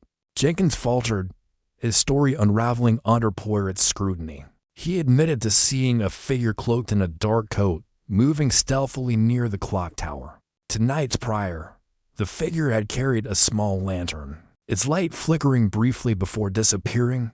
Poirot pressed further, sensing Jenkins was withholding something, but the butler clammed up, insisting he knew nothing more. Unsatisfied, but undeterred, Poirot returned to the clock tower, this time with a lantern of his own. The chamber's shadows seemed to shift as he moved, the light revealing details he had missed in the daylight. Behind the clock mechanism, he found a loose brick in the wall, its edges worn as if frequently handled. With a gentle tug, the brick came free, revealing a small cavity. Inside was another wax impression, this one more detailed, with the distinct outline of the sapphire-encrusted key's intricate design. Poirot's mind raced. The presence of the wax impression suggested either multiple attempts or multiple conspirators. He pocketed the second impression, his thoughts turning to the journal's mention of the Haverfords. The rival family's involvement seemed increasingly likely. But who among the estate's guests or staff was their agent? Lady Eleanor's nervous demeanor, Mr. Vaughan's embroidered cufflink, Clara's locket, and now Jenkins' evasive answers all were threads in a tapestry Poirot was determined to unravel. As evening fell, Poirot sat in the Manor's library, the journal open before him. He reread Sir Edmund's entries, noting references to a guardian of secrets, a term that echoed the torn diary page found earlier. The guardian, he suspected, was not a person, but a place, the clock tower itself, a repository of the Ashford family's hidden truths. The journal's final entry was particularly intriguing. The keys to lies where time stands still, guarded by the silent watcher. The clock tower, with its frozen clock, was the silent watcher. But the phrase "where time stands still" suggested a deeper meaning. Poirot's thoughts were interrupted by a knock at the library door. It was Lord Ashford, his face pale and drawn. "Monsieur Poirot," he said, his voice trembling. "I've just received a letter. It was slipped under my study door." He handed Poirot a folded sheet of paper, its edges rough as if torn from a larger book. The message, written in a hurried scrawl, read, "The key is but the first step. The vault's secret will be ours by dawn." Poirot's eyes narrowed. "This is most bold, Lord Ashford." The thief grows impatient, and impatience breeds mistakes. He studied the letter, noting the faint scent of lavender, a detail that pointed to a woman, perhaps Lady Eleanor or Clara. But the handwriting was unfamiliar, suggesting yet another player in the game. Determined to act before dawn, Poirot devised a plan. He instructed Lord Ashford to gather the household in the drawing room, claiming he had news of the key's whereabouts. As the guests assembled, Poirot observed their reactions. Lady Eleanor clutched her handkerchief, her eyes darting nervously. Mr. Vaughan stood stiffly, his cufflink gleaming in the candlelight. Clara, ever composed, watched Poirot with a guarded expression, while Jenkins hovered at the edges, his face unreadable. "Monsieur et mesdames," Poirot began, his voice commanding attention. "The key to the Ashford vault has been the subject of much intrigue, but I am close to unmasking the thief. Tonight, we shall set a trap." He revealed nothing of the wax impressions or the journal, instead planting a seed of doubt among the suspects. "The key, I believe, is hidden in the clock tower, and I shall retrieve it at midnight." The announcement sent a ripple of tension through the room. Poirot watched as eyes met and glances were exchanged, each guest weighing their next move. He excused himself, ostensibly to prepare, but instead slipped back to the clock tower, where he concealed himself behind the massive gears. The night was still, the only sound the distant hoot of an owl. As midnight approached, Poirot's patience was rewarded. A figure emerged from the shadows, cloaked in a dark coat. Just as Jenkins had described, the figure moved to the hidden compartment, their hands fumbling in the darkness.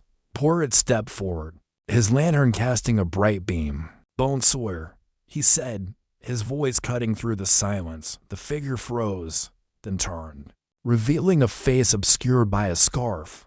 Before Poirot could close the distance, the figure bolted, disappearing down the staircase. Poirot gave chase, but the intruder was swift, vanishing into the night undeterred. Poirot returned to the compartment, finding it empty. The thief had taken something, perhaps another clue, but Poirot was not discouraged. The chase had confirmed his suspicions. The thief was among them, and the clock tower held the key to their identity. He resolved to visit the local locksmith the next morning, suspecting the wax impressions were the work of a skilled craftsman. As he left the clock tower, the stars above glittered like the sapphires on the missing key. Poirot's mind buzzed with possibilities, each clue a piece of a puzzle that was slowly coming together. The journal, the wax impressions, the frozen clock all pointed to a deeper truth, one tied to the Ashfords' past and the Haverfords' ambitions. The chapter closed with Poirot standing alone, his silhouette framed against the tower, the whisper of secrets still echoing in his ears. The next morning, Poirot set out for the village, the journal and wax impressions tucked safely in his satchel.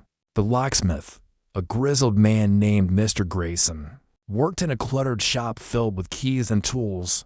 Poirot presented the wax impressions, watching Grayson's reaction closely.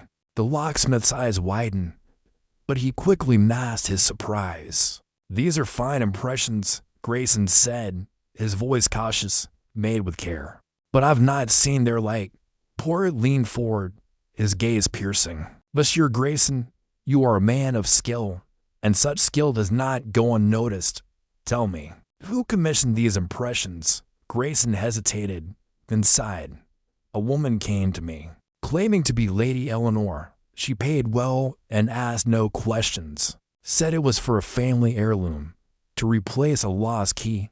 Poirot's mustache twitched. "And this woman, did she give a name?" "None but Lady Eleanor," Grayson replied. "But her hands they trembled, and her veil hid her face." Poirot thanked Grayson and left, his mind racing. Lady Eleanor's involvement was now certain, but her trembling hands suggested coercion, not guilt. The anonymous letter she had mentioned, threatening to expose her gambling debts, was a piece of the puzzle that fit neatly. Someone was manipulating her, using her vulnerabilities to further their own ends. Back at the manor, Poirot sought out Lady Eleanor, finding her in the conservatory, tending to her roses. Her face paled as he approached, her hands clutching a pair of pruning shears. "Monsieur Poirot," she said, her voice barely above a whisper. "Have you found the key?" "Not yet, madam," Poirot replied, his tone gentle but firm. "But I have found something else, a trail of deception that leads to you." He recounted the locksmith's story, watching as her composure crumbled. "It was not my choice," she confessed, tears welling in her eyes. "A letter came, threatening to ruin me. It demanded I have a key made, a duplicate of the sapphire key. I didn't know what else to do. And this letter," Poirot pressed, "where is it now?" Lady Eleanor produced a crumpled envelope from her pocket, its seal broken. Poirot examined it, noting the same lavender scent as the letter Lord Ashford had received. The handwriting matched, confirming a single author behind both threats. The letter instructed Eleanor to deliver the duplicate key to a specific grave in the village cemetery, a detail that sent a chill down Poirot's spine.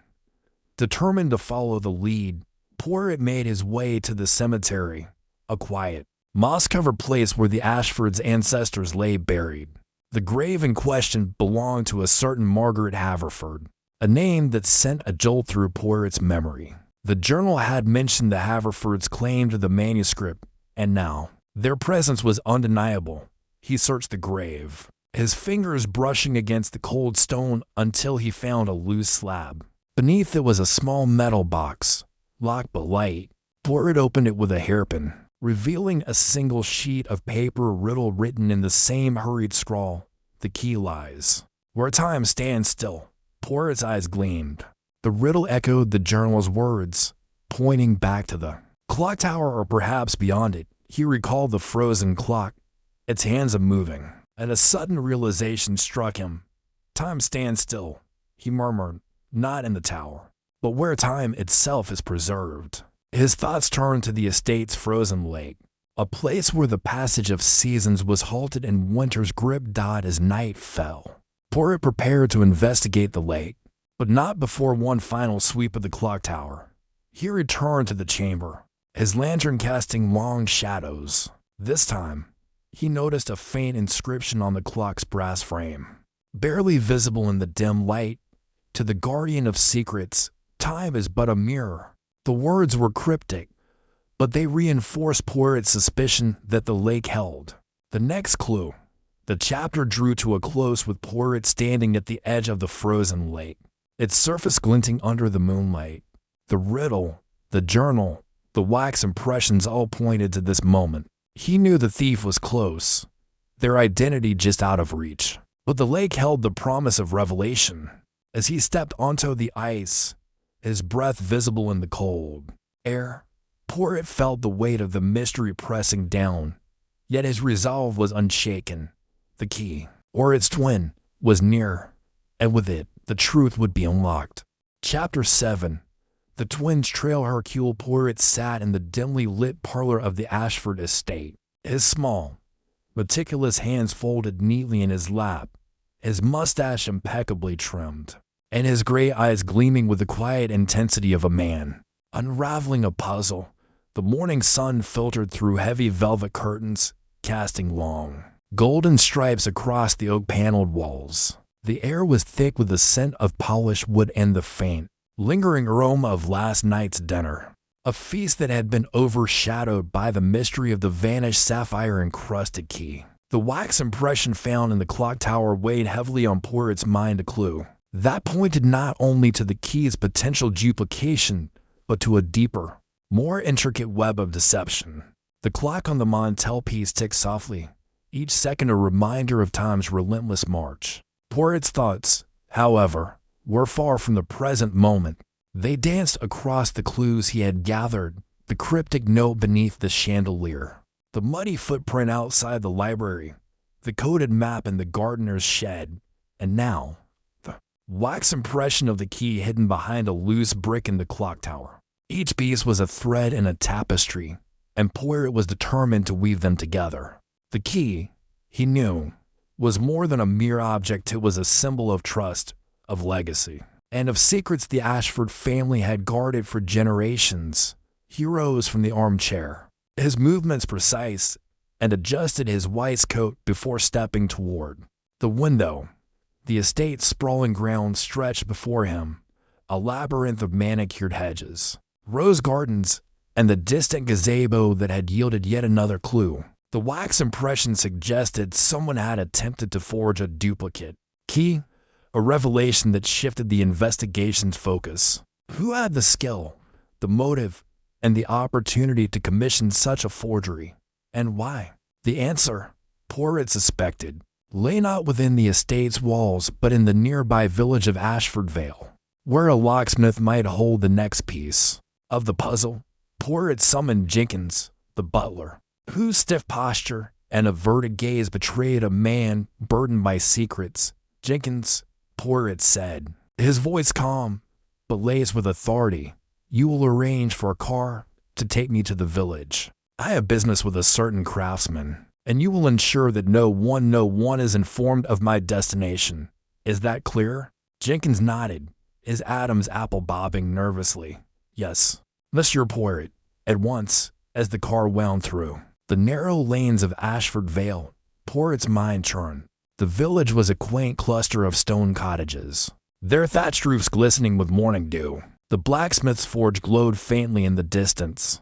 But Poirot's destination was more discreet, the shop of Mr. Silas Thorne, the only locksmith in the region, skilled enough to craft a duplicate of the sapphire-encrusted key. Thorne's shop was a small, unassuming building tucked between a bakery and a cobbler's. Its sign weathered but legible, "Thorne & Sons, Locksmith's Estate, 1823.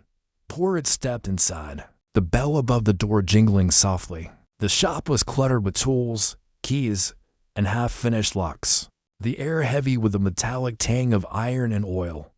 Behind the counter stood Silas Thorne, a weary man in his late 50s, his spectacles perched precariously on his nose. His hands, calloused from years of intricate work, paused as he looked up at Poirot.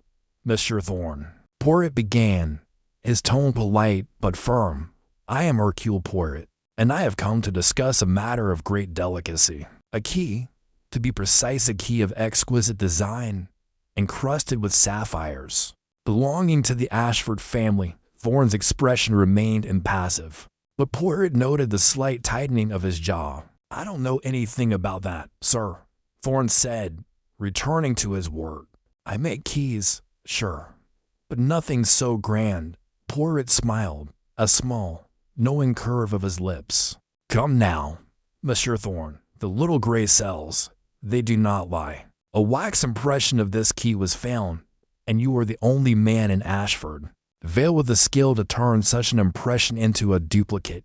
I ask you to speak plainly, or I shall be forced to involve the authorities, which would be most inconvenient for us both." Thorne hesitated, his fingers twitching around a small chisel. Finally, he sighed and set the tool down. "All right, Monsieur Poirot. A woman came to me, maybe 2 weeks ago.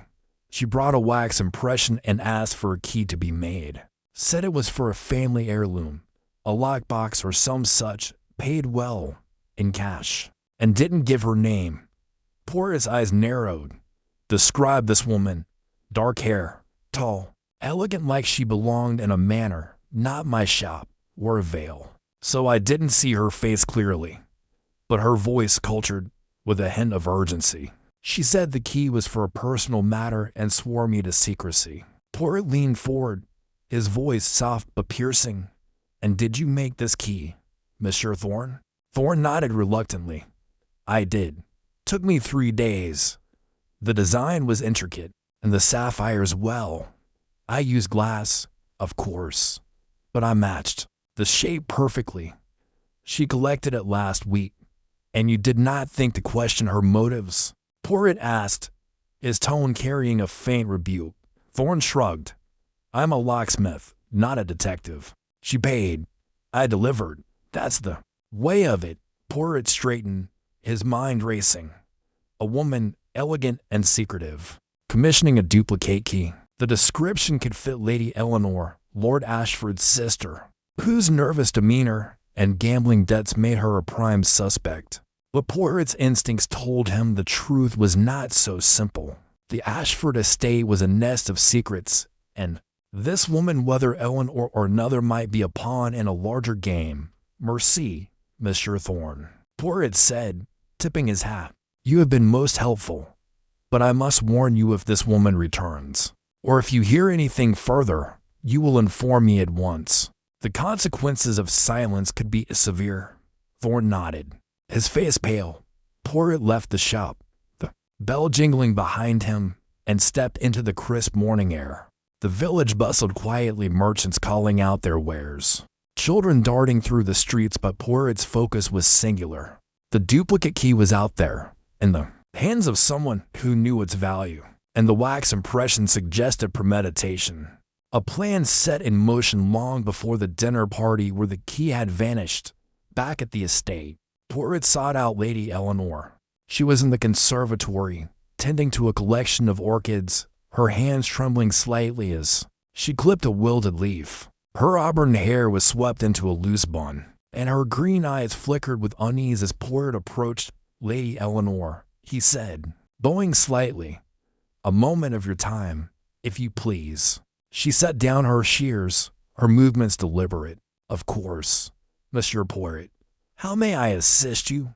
Poirot studied her closely, noting the faint flush in her cheeks. "There is a matter of a key, a duplicate, to be precise. A locksmith in the village has confirmed that a woman, tall and elegant, commissioned its creation. I wonder, madam, if you might know something of this." Eleanor's eyes widened, and for a moment, Poirot thought she might faint. I don't know what you mean," she stammered. "A duplicate key? Why would I?"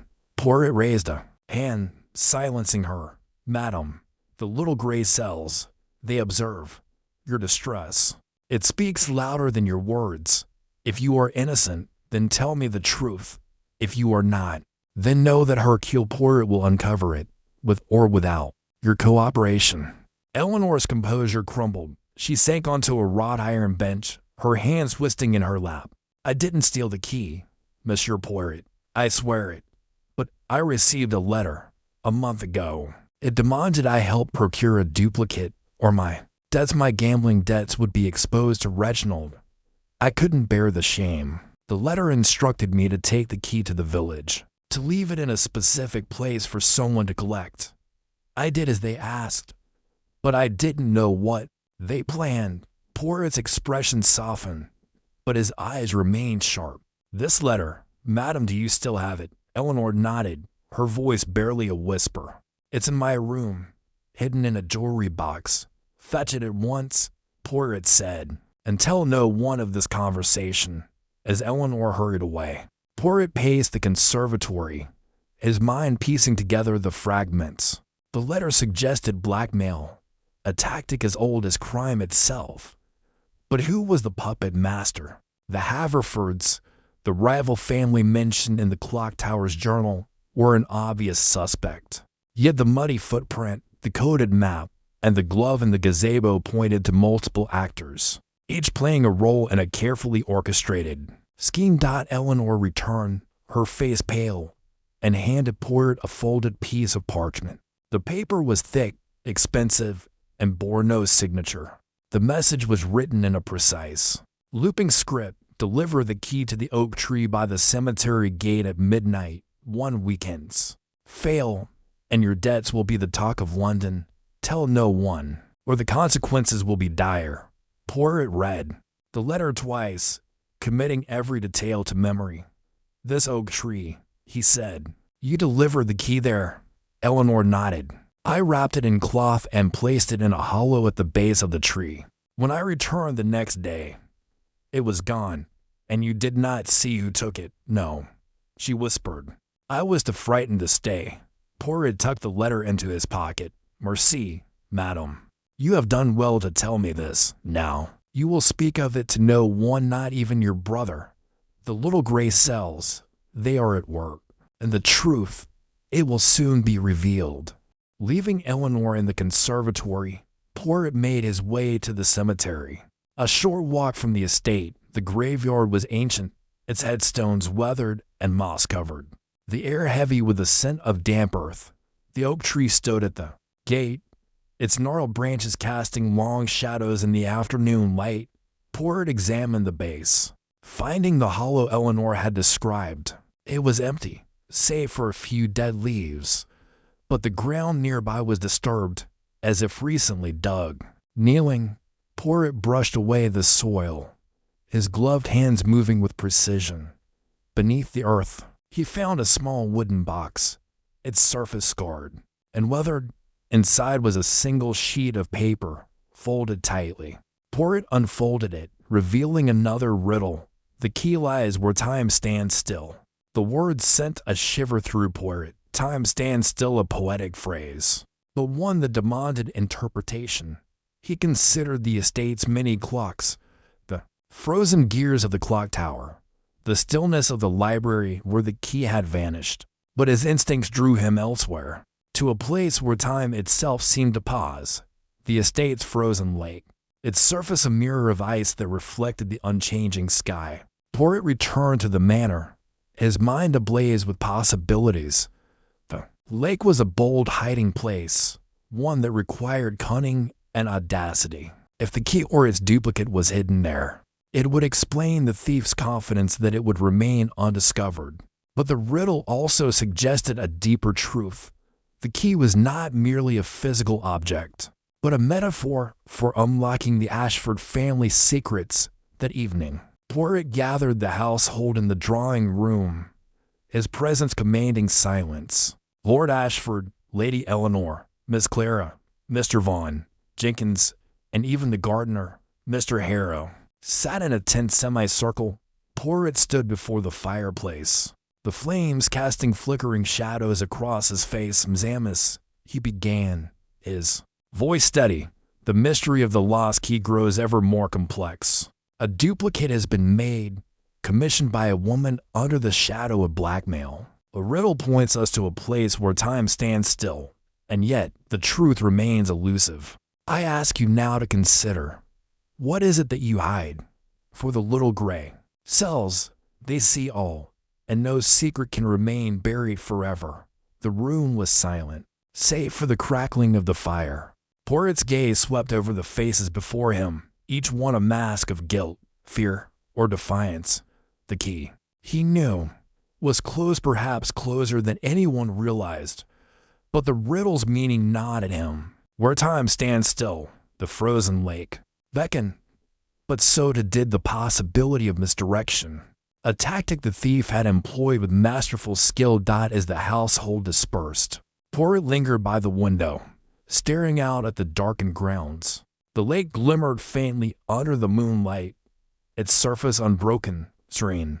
Tomorrow, he would investigate it, but tonight, he would let the little gray cells work their magic, piecing together the fragments of a puzzle that was as intricate as it was infuriating. The next morning, Poirot set out for the lake, accompanied by Jenkins, whose presence he requested to ensure no tampering occurred. The lake was a quarter-mile from the manor, surrounded by bare willows that swayed in the winter breeze. The ice was thick, its surface marred by faint cracks and patches of frost. Poirot circled the shore, his eyes scanning for any sign of disturbance. "Jenkins," he said, "you will assist me in examining the ice. We seek a hiding place, something concealed beneath the surface." Jenkins, his face pale, nodded as, "You say, sir." Together, they probed the ice, using a walking stick to tap for hollow spots. After an hour of meticulous work, Poirot's stick struck something solid, a faint thud echoing in the still air. He knelt, brushing away snow, and found a small, metallic box embedded in the ice, its edges sealed with wax to prevent water from seeping in. "Mon Dieu," Poirot murmured, his heart quickening. With Jenkins' help, he carefully chipped away the ice, freeing the box. It was heavy, its surface engraved with the Ashford crest. Poirot pried it open, expecting to find the key or its duplicate, but instead, he found another locket, identical to the one Clara had shown him. Its inscription, reading, "To my beloved, forever." Poirot's brow furrowed. The locket was a clue, but not the one he had hoped for. The key remained elusive, and the riddle's meaning grew more obscure. He turned to Jenkins, whose hands trembled as he held the box. "Jenkins," Poirot said sharply, "you know more than you have told me. This locket, it is linked to Miss Clara, is it not?" Jenkins swallowed hard. I don't know, sir. I swear it." But Poirot's eyes missed nothing. The butler's fear was palpable, a thread that, when pulled, might unravel the entire mystery. Poirot pocketed the locket and instructed Jenkins to return to the manor. Alone by the lake, he stared at the ice, his mind racing. The riddle where time stands still was not about the lake, he realized. It was about something more symbolic, more personal, a place where time held no sway, where the past lingered like a ghost. He returned to the manor, determined to confront Clara. The governess was in the nursery, reading to the Ashford children, her face serene but her eyes wary as Poirot entered. "Miss Clara," he said, holding up the locket. "This was found in a box beneath the lake's ice. It bears the same inscription as the one you showed me.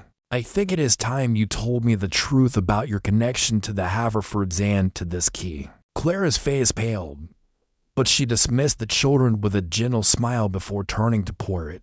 "I didn't steal the key, Monsieur Poirot," she said, her voice steady despite her evident fear. "But you're right, my family, the Haverfords, believe the manuscript belongs to them. My great-grandfather was cheated out of it by the Ashfords, or so the story goes. I was sent here to uncover the truth, but I swear I didn't take the key." Poirot studied her, his eyes piercing. "And this locket, it is a Haverford heirloom, is it not?" Clara nodded. "It was my mother's. She gave it to me before she died. Told me it was a reminder of our family's claim. I don't know how. Another came to be in that box." Poirot's mind whirled to lockets, identical inscriptions, and a key that remained missing. The Haverfords were clearly involved, but the presence of the locket suggested a deeper connection, perhaps a betrayal, within the Ashford household itself. He thanked Clara and left the nursery, his thoughts turning to the dinner party, where the key had last been seen that evening. Poirot requested a private audience with Lord Ashford, the Lord, a man of imposing stature and weary eyes, received him in his study, a room lined with leather-bound books and portraits of stern-faced ancestors. Lord Ashford, Poirot began, the key's disappearance is no simple theft. It is a calculated act tied to your family's history with the Haverfords. I have found evidence of a duplicate key, a blackmail plot, and now, a locket that suggests someone within this household is working against you. I must ask, do you know of anyone who might wish to see the manuscript in Haverford hands? Ashford's face darkened. The Haverfords have been a thorn in our side for generations. They claimed the manuscript was stolen, but my father swore it was rightfully ours. As for enemies within, I trust my household. Poirot, Jenkins has served me for 20 years. Eleanor is my sister, and Clara well. She's been a godsend to my children. Poirot nodded, but his mind was elsewhere. Trust, he knew, was a fragile thing, easily shattered by greed or vengeance. The locket, the riddle, the footprint all pointed to a conspiracy that spanned families and decades. He thanked Ashford and retired to his room, where he spent the night poring over the clues. His little gray cells working tirelessly dot the next day. Poirot returned to the cemetery, the riddle echoing in his mind, where time stands still. He wandered among the headstones, his eyes scanning for anything out of place near the oak tree. He noticed a grave, its inscription faded but legible, Margaret Haverford, 1842 to 1876.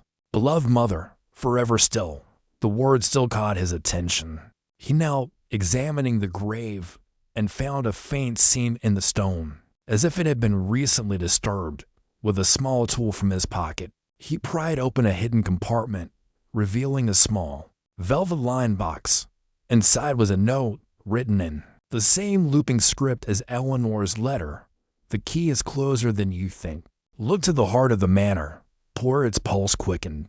The heart of the manor, the library, where the key had vanished, where the chandelier's shadows danced, where the entire mystery had begun. He returned to the estate, his steps quick and purposeful. The library was empty, its silence broken only by the faint creak of the floorboards beneath his feet.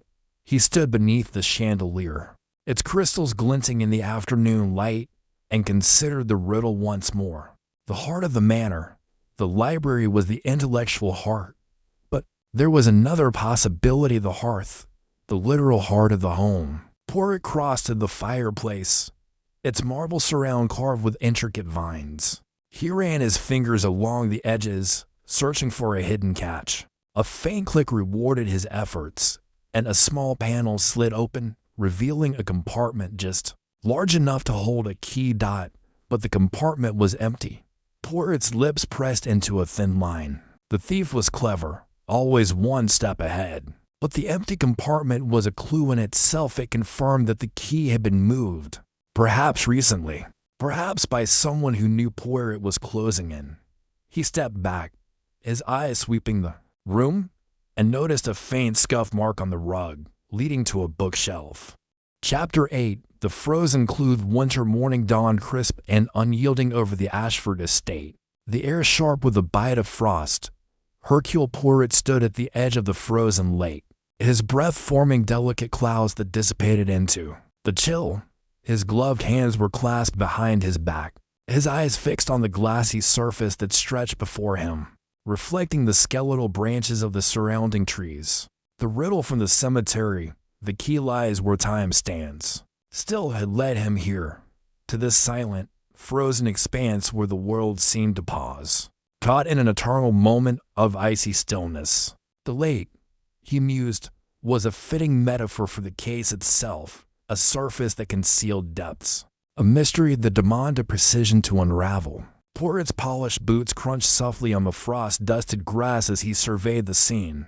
The lake was not large, perhaps 100 yards across, bordered by reeds now brittle and encased in ice.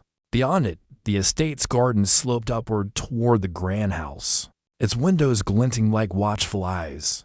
the footprint he had discovered near the library window, with its distinctive tread, lingered in his mind. It was the same print he had found here, near the lake's edge, pressed into the frozen mud.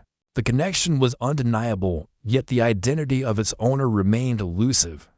Was it the gardener, Mr. Harrow, with his secretive past, the governess, Miss Clara, tied to the rival Haverfords, or someone else entirely, a shadow moving unseen through the estate's many secrets? He turned to Captain Hastings, who stood nearby, bundled in a heavy overcoat and rubbing his hands for warmth. "Mon ami," Poirot said, his voice precise. "Despite the cold, this lake, it is a puzzle within a puzzle. The riddle speaks of time standing still, and here we stand, where the water itself is frozen, unmoving. But a key does not simply rest beneath ice. No, there is a mechanism, a hiding place, a purpose." Hastings shivered, his brow furrowed. "You think the key's actually in the lake, Poirot? Under all that ice seems a devilish place to hide something so small." Poirot's mustache twitched upward in a faint smile. "The obvious is rarely the truth, Hastings. The lake is not merely a hiding place, it is a stage. The thief has chosen it deliberately, to test us, to distract us, or perhaps to protect something more valuable than the key itself. We must proceed with care." He stepped closer to the lake's edge, his eyes scanning the ice for irregularities. The surface was smooth in most places, but near the center, where the ice was thinnest, he noticed a faint shadow beneath a rectangular shape, barely discernible. It was too deliberate to be natural. "Regard as," he said, pointing. "There, beneath the ice, something waits for us." Hastings squinted, following Poirot's gaze. "Good Lord, you're right. It looks like the box. How on earth are we to get it out without breaking the ice? And if the key's inside, it could sink to the bottom."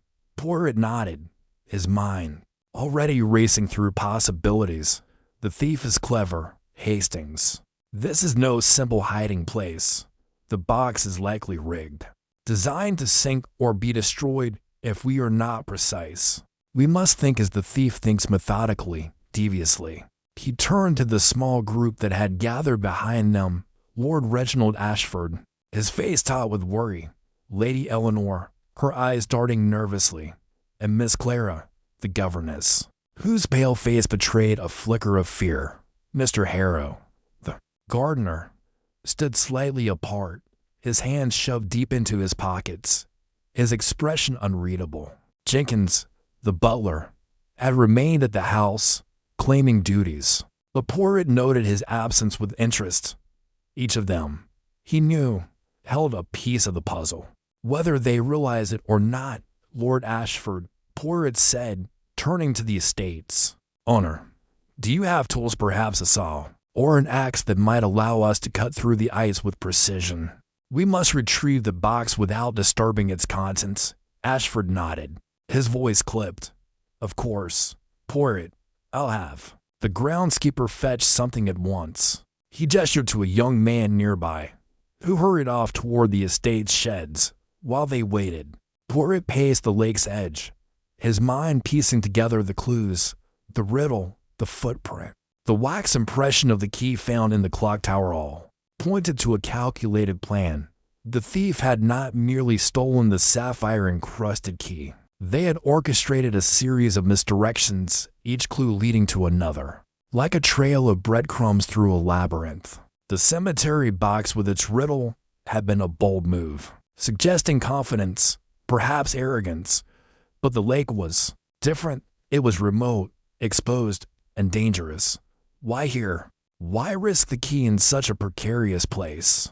The groundskeeper returned with a long-handled saw and a sturdy rope. Poirot directed the group to work carefully, marking a small square around the shadowed box beneath the ice. "We must cut only enough to lift the ice," he instructed. "If the box is weighted or tethered, we cannot risk it slipping away." The groundskeeper, a burly man named Tom, set to work. Sawing through the ice with slow, deliberate strokes, the sound was sharp, and rhythmic, echoing across the silent lake. Poirot watched intently, noting every detail, the way the ice cracked, the faint bubbles trapped beneath, the subtle shift in Clara's posture as she hugged her arms against the cold. She was watching the ice too closely, he thought, her eyes betraying more than curiosity. After several minutes, Tom lifted a square slab of ice, revealing a dark, watery void. The box was visible now, a small metal container, no larger than a cigar case. Resting on a bed of silt just below the surface, a thin wire was attached to its handle.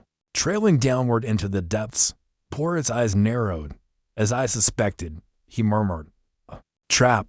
What do you mean?" Hastings asked, leaning forward. "The wire," Poirot said, pointing. "It is not merely a tether. It is likely connected to a weight or a mechanism. If we pull the box without care, it will sink. Or worse, destroy its contents. We must secure it first."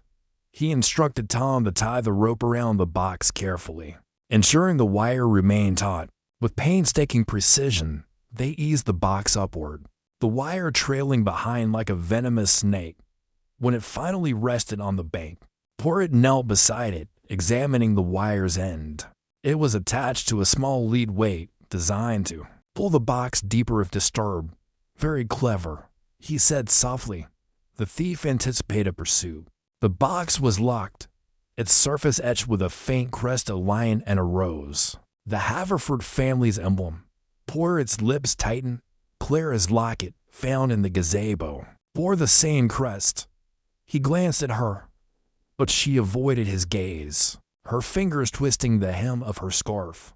"Miss Clara," Poirot said, his voice gentle but firm. "This crest is familiar to you, is it not?" She hesitated, her eyes flickering to the box. I don't know what you mean, Mr. Poirot." "Come now," he said, rising to his feet. "The locket you wear, the one you claimed was a family heirloom, it bears the Haverford crest. And now we find this box, marked with the same symbol, hidden beneath the ice. You told me of your family's ties to the Haverfords, but I suspect there is more you have not shared." Clara's face paled, and she took a step back. "I didn't steal the key," she said quickly. "I swear it. I overheard things. Conversations I wasn't meant to hear. About the manuscript, about the vault. I told no one. I promise." Poirot held up a hand, silencing her. "We will discuss this further, mademoiselle. For now, let us see what this box contains." He examined the lock, a simple but sturdy mechanism. "Lord Ashford," he said, "do you have a tool to pry this open? A small crowbar, perhaps?" Ashford nodded, and Tom fetched a crowbar from the shed. Poirot worked carefully, easing the lock open without damaging the box. Inside was a second locket, identical to Clara's, its silver surface gleaming despite the damp. There was no key. Poirot lifted the locket, turning it over in his gloved hands. The clasp opened easily, revealing a tiny folded paper. He unfolded it, revealing a single word written in elegant script. "Mirror, mirror," Hastings said, peering over Poirot's shoulder. "What's that supposed to mean? Another riddle?" Poirot's eyes gleamed. Indeed, Hastings, the thief, enjoys games, but this is no mere game. The word mirror suggests reflection, duality, perhaps a reversal. It may refer to the lake itself, which mirrors the sky, or to something else, a clue we have overlooked. He turned to Clara, who was now trembling slightly. "Mademoiselle, you will tell me everything you know about the Haverfords and their claim to the manuscript. Do not omit a single detail." Clara swallowed hard, her voice barely above a whisper. "My mother, she was a Haverford. She told me stories of the manuscript, how it was stolen from our family centuries ago by the Ashfords. They said it was rightfully ours, that it held secrets about our lineage, our wealth. I never believed it, not until I came here and heard the whispers. Someone contacted me months ago, saying they could help reclaim it. They asked me to watch, to listen, but I never took the key. I swear it." Poirot studied her, his gray eyes piercing. "And this person who contacted you, who were they?" "I don't know," she said, tears welling in her eyes. "They sent letters, unsigned, delivered to my room. They knew things about my mother, about the Haverfords." I was frightened. "Mr. Poirot, I didn't know what to do." Poirot nodded, his expression softening slightly. "Fear is a powerful motivator, mademoiselle. But the truth is more powerful still. We will speak again." He turned back to the lake, his mind racing, the locket, the word mirror. The Haverford crest all pointed to a deeper conspiracy.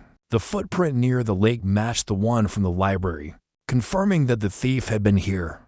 But why leave the locket and not the key? Was it another misdirection, or had the key already been moved? "Lord Ashford," Poirot said, "we must return to the house. There is something I must examine in the library, something I may have overlooked."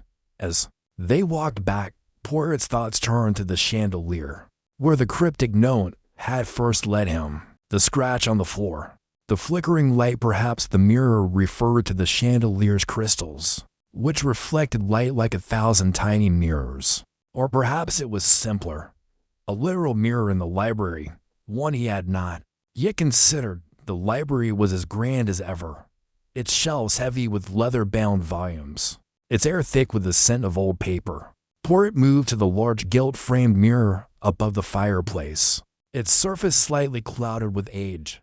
He examined it closely, running his fingers along the frame. There a faint click, almost imperceptible.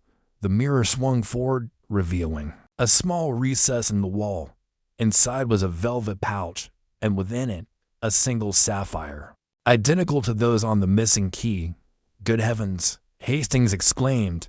"Is that part of the key?" "No, Hastings," Poirot said, holding the sapphire to the light.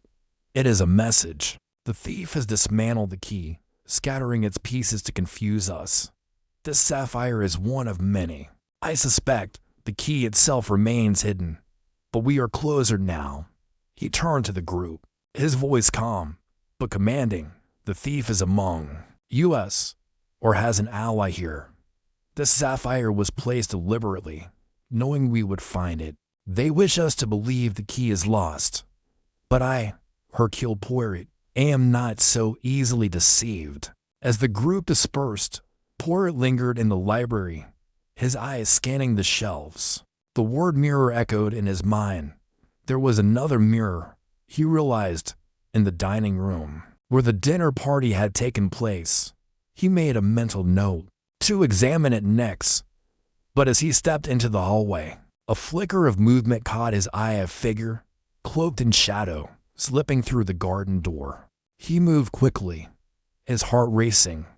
But when he reached the door, the figure was gone, leaving only a single footprint in the snow, identical to the others. The chase was far from over. Chapter 9.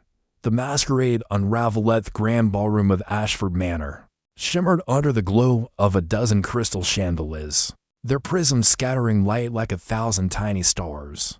Across the polished marble floor, the air was thick with the scent of roses, their crimson petals spilling from ornate vases that lined the walls, and the strains of a waltz drifted from the string quartet tucked into an alcove. Guests in elaborate masks and flowing gowns swirled through the room, their laughter and murmured conversations weaving a tapestry of intrigue. Hercule Poirot stood near the grand staircase, his sharp eyes scanning the crowd, his impeccable black tuxedo a stark contrast to the kaleidoscope of colors around him. Tonight, he thought, the thief would make their move. Tonight, the game would end. Poirot had orchestrated this masquerade ball with meticulous care, planting a rumor through discreet whispers among the household staff that Lord Ashford intended to move the priceless manuscript to a secure location at midnight. The bait was irresistible. The sapphire-encrusted key, still missing, was the only means to unlock the vault, or so the thief believed. Poirot's plan was simple yet elegant, like a perfectly executed chess maneuver. By creating a moment of urgency, he would force the culprit to act, revealing themselves in the chaos of the ball. His little gray cells hummed with anticipation.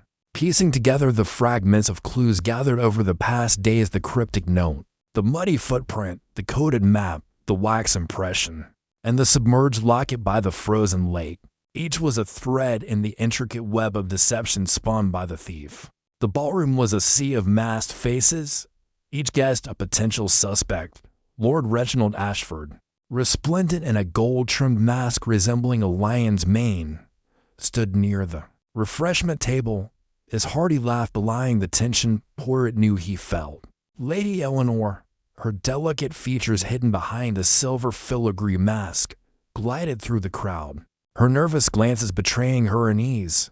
Mr. Vaughan, the business partner with the embroidered cufflink, wore a dark velvet mask that matched his brooding demeanor, his eyes darting toward the grand clock as it ticked closer to midnight.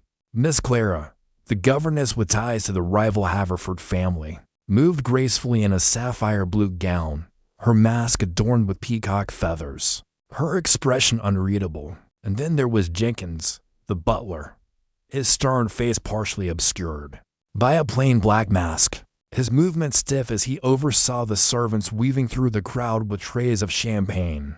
Poirot adjusted his own mask, a simple yet elegant creation of black silk with a single diamond at its center, and sipped a glass of sparkling water, his senses attuned to every detail. The rumor had spread as intended. He had seen the servants' whispers ripple through the guests, their eyes gleaming with curiosity or suspicion. The thief, he was certain, was among them, waiting for the moment to slip away and retrieve the key. But where? The chandelier in the library, where the cryptic note had first pointed, remained the most likely hiding place. Poirot had inspected it earlier that day, finding no trace of the key, but his intuition told him the thief would return there, drawn by the lure of the manuscript's supposed relocation. As the quartet struck up a lively mazurka, Poirot moved through the crowd, his steps light but purposeful. He paused near a marble column, his gaze settling on Jenkins, who was directing a young footman to refill a tray of canapes. There was something in the butler's posture, a slight hunch, a quick glance over his shoulder that caught Poirot's attention. Jenkins had been cooperative during questioning, admitting to seeing a stranger near the clock tower, but his answers had been too precise, too rehearsed. Poirot's instincts prickled. Could the butler, so trusted by the Ashford family, be playing a double game? Poirot drifted closer, his movements as unobtrusive as a shadow. Jenkins excused himself from the footman and moved toward a side door leading to the servants' corridor. Poirot followed, keeping a discreet distance, his polished shoes silent. On the marble, the corridor was dimly lit, its walls lined with portraits of stern-faced Ashford ancestors. Jenkins paused near a narrow table, glancing around before slipping a folded note into the pocket of a servant's coat hanging on a rack. Poirot's heart quickened. The note was a bold move, to bolt for a man as cautious as Jenkins appeared to be. Was it a message to an accomplice, or a distraction meant to mislead? Poirot waited until Jenkins returned to the ballroom, then retrieved the note with a gloved hand. Unfolding it, he read the scrawled words: "Midnight, library chandelier, bring the wax." The wax impression of the key, found in the clock tower, was the key to the thief's plan, or so they thought. Poirot's lips curved into a faint smile. The note confirmed his suspicions.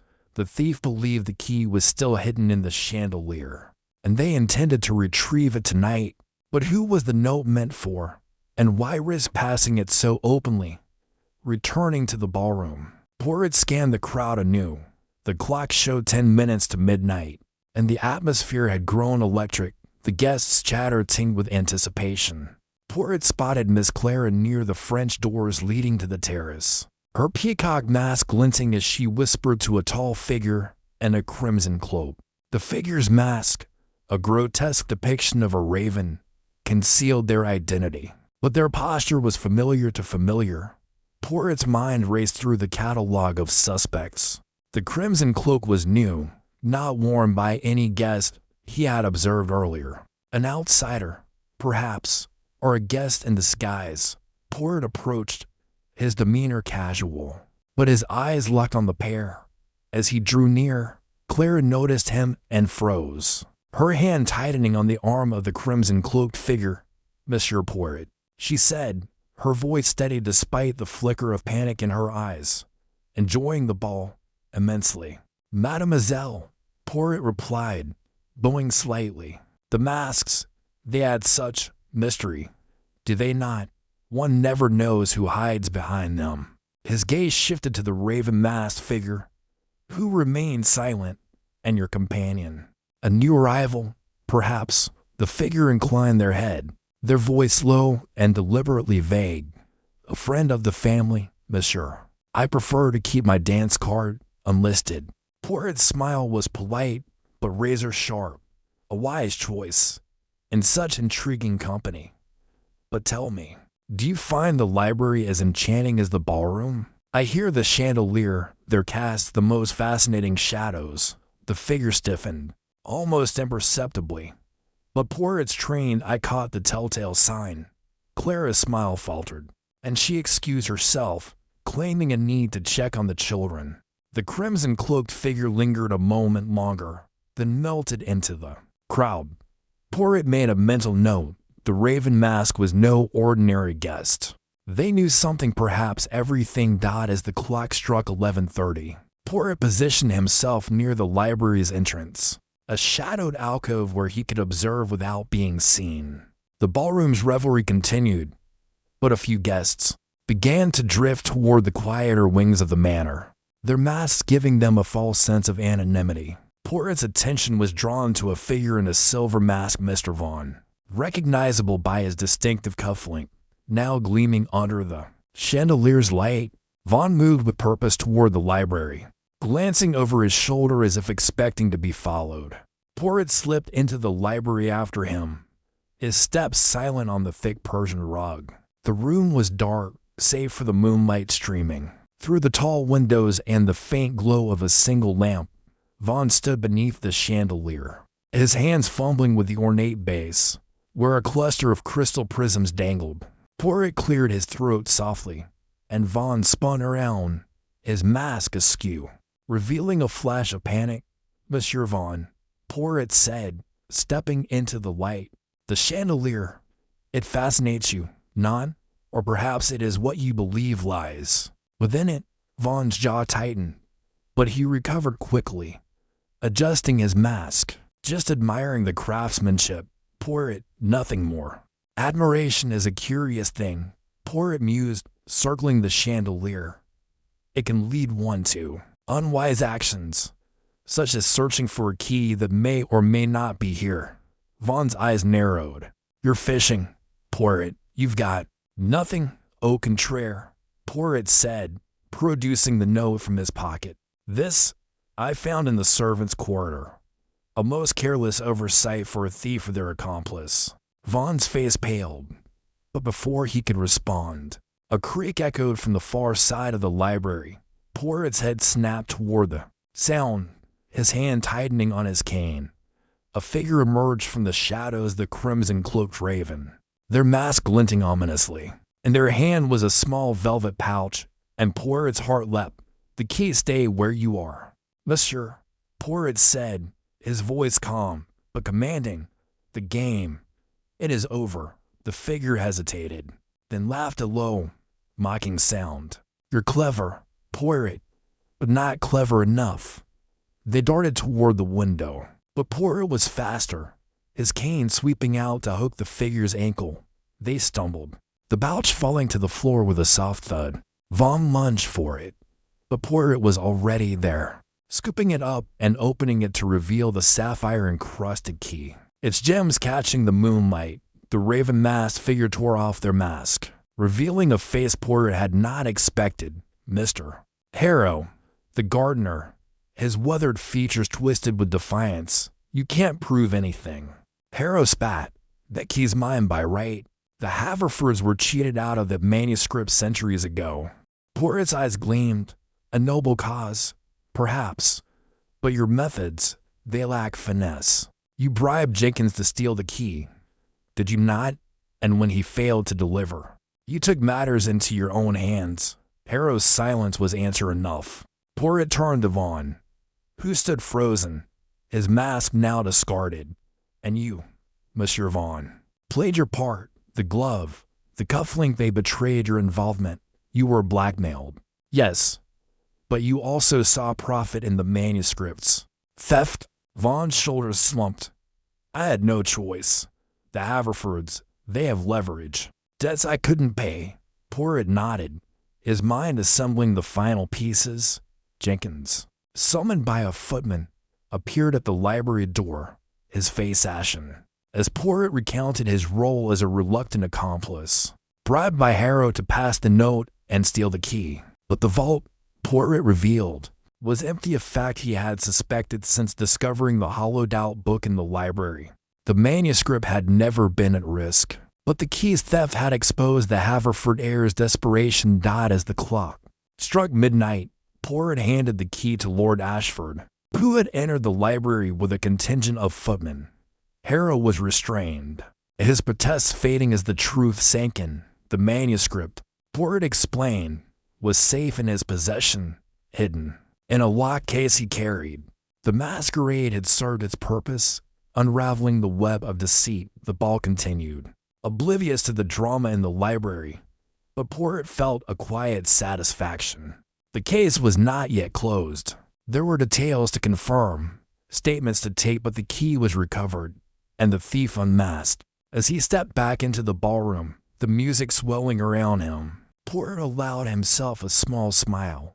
The little gray cells, they had not failed him. The night wore on, the guests unaware of the drama that had unfolded. Poirot lingered near the staircase, watching as Lady Eleanor approached, her mask now removed, her face a mixture of relief and gratitude. Monsieur Poirot, she said softly, you've saved us. Again, Poirot bowed. It is my pleasure.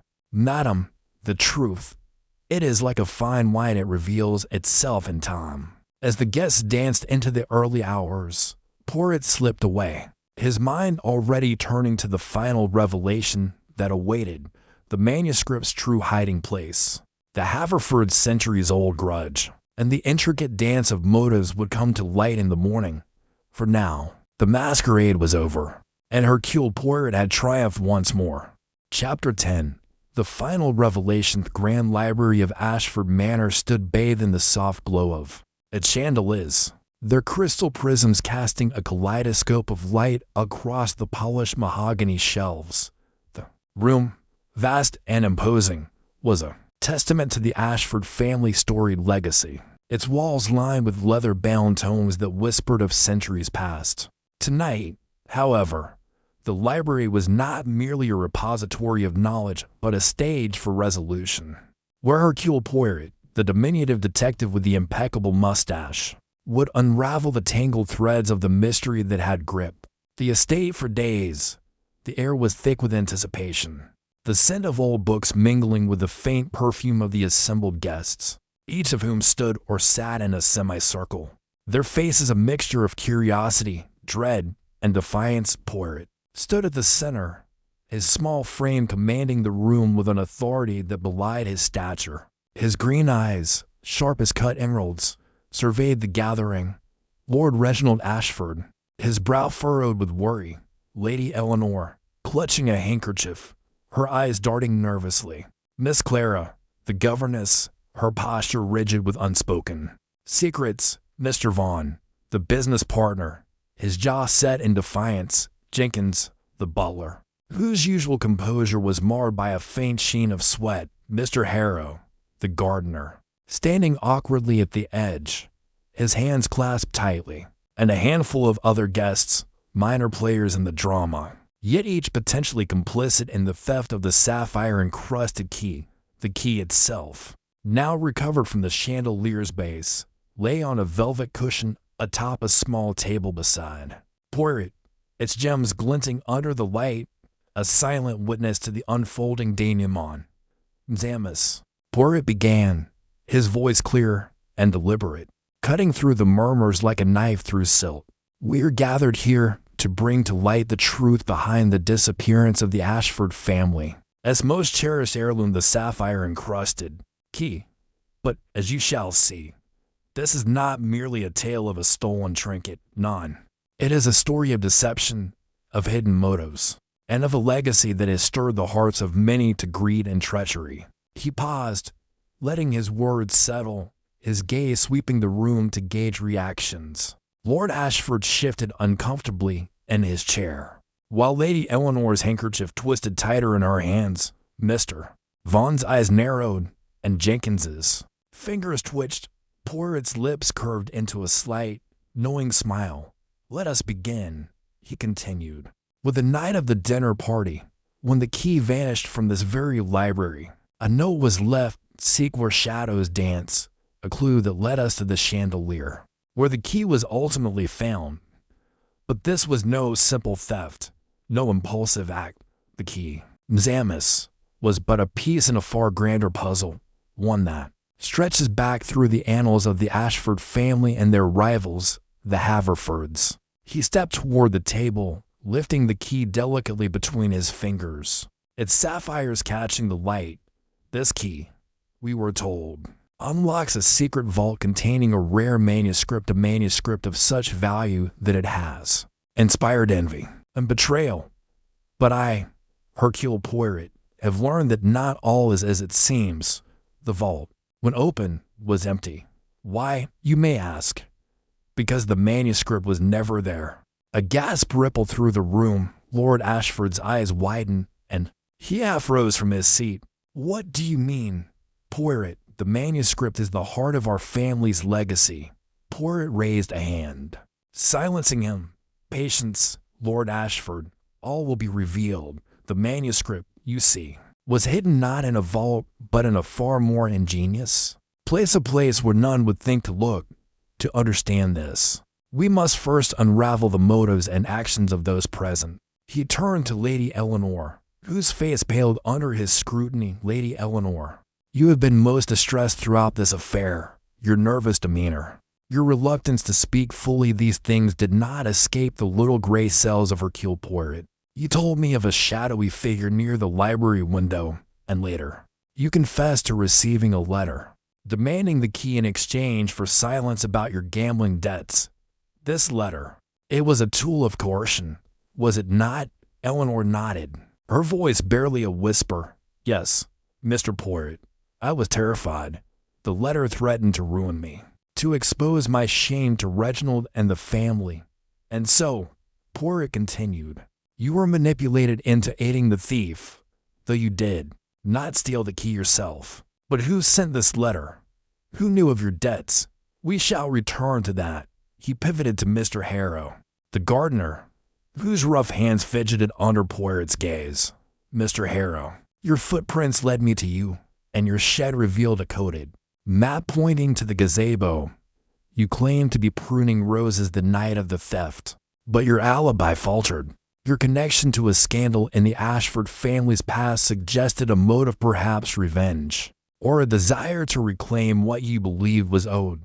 Yet the map was not yours, was it? It was planted to cast suspicion upon you." Harrow's shoulders slumped, his voice gruff. "I didn't take the key, sir. I swear it. Someone's been using me as a scapegoat." "Precisement," Poirot said, nodding. "You were a pawn, Mr. Harrow, in a game far larger than you knew." He turned next to Miss Clara, whose eyes met his with a mix of defiance and fear. "Miss Clara, your locket, identical to one found near the frozen lake, revealed your ties to the Haverfords, the Ashford family's rivals. You overheard a conversation about a debt to be paid, and your family believes the manuscript rightfully belongs to them. Did you act on their behalf, or were you, too, manipulated?" Clara's lips trembled, but she held her ground. "I never touched the key, Mr. Poirot. My family's claim is real, but I only wanted to protect the children I teach. I swear I didn't steal anything." Poirot nodded, his expression unreadable. "We shall see, mademoiselle. Your words carry weight, but the truth lies deeper." He moved to Mr. Vaughan, whose cufflink had matched the embroidered glove found in the gazebo. "Mr. Vaughan, your financial troubles and your potential to profit from the manuscript's sale made you a suspect. You admitted to being blackmailed, but you denied taking the key. Yet, the glove its embroidery a perfect match to your cufflink suggests a connection. Were you working with another? Perhaps. Vaughn's face reddened. I told you, Poirot, I was a victim. Someone used my name, my belongings, to frame me. Indeed, Poirot said, his tone measured. And this brings us to Jenkins, the butler, whose loyalty to the Ashford family seemed beyond reproach. Yet, during the masquerade ball, I observed you, Jenkins, slipping a note to an unknown guest. You confessed to being bribed by a Haverford agent to steal the key, but you failed to deliver it. Why? Because, I believe, you were not the true thief, but a man caught in a web of deceit. Jenkins bowed his head, his voice low. I'm sorry, my lord. I needed the money, but I couldn't go through with it. I never gave them the key. Poirot's eyes gleamed. And so, we come to the heart of the matter. The key, recovered from the chandelier, was a decoy misdirection. The true manuscript was never in the vault. As I have said, it was hidden by Lord Ashford's late father, a man who knew the dangers of the Haverford feud. He concealed the manuscript and a hollowed-out book right here in this library, where it has remained safe all along. He stepped to a shelf, his fingers tracing the spines until he paused at a weathered volume of Paradise Lost. With a gentle tug, he removed the book, revealing a hidden compartment within its cover. From it, he withdrew a sheaf of ancient pages. Their edges brittle but intact, the manuscript dot the room erupted in murmurs. Lord Ashford rising fully now, his face a mixture of awe and relief. My father's doing. But why the key? Poirot, why the deception?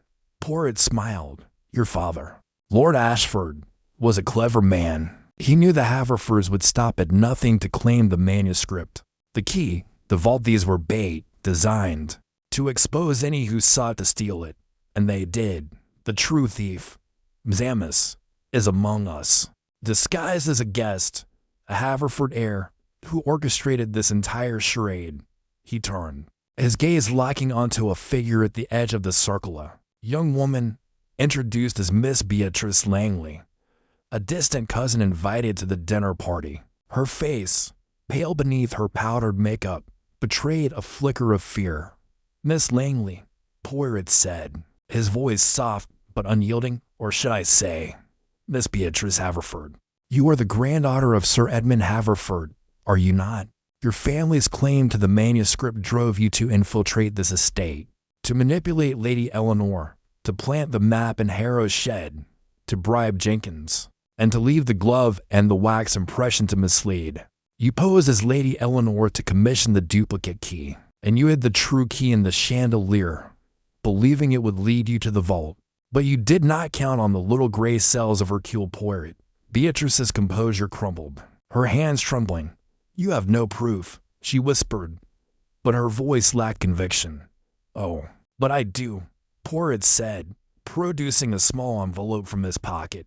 This letter, found in your room, matches the one sent to Lady Eleanor. The handwriting, the paper, it is unmistakable, and the muddy footprint near the lake. It matches the boots you wore tonight, cleverly concealed beneath your gown. The room fell silent. All eyes on Beatrice. She stood, her shoulders slumping in defeat. I only wanted what was ours, she said, her voice breaking. The manuscript belongs to the Haverfords. The Ashfords stole it from us. Lord Ashford stepped forward, his voice firm but not unkind. The feud ends here, Miss Haverford. The manuscript will remain with my family, but I will ensure its history is shared, so both our families may find peace. Poirot nodded approvingly. A wise decision, Lord Ashford. The manuscript is safe, the key returned, and the thief unmasked. The law will deal with Miss Haverford, but I trust justice will be tempered with mercy. As the footman escorted Beatrice from the room, the tension dissolved, replaced by a collective sigh of relief. Lady Eleanor approached Poirot, her eyes brimming with gratitude. Thank you, Mr. Poirot. You've saved our family's honor.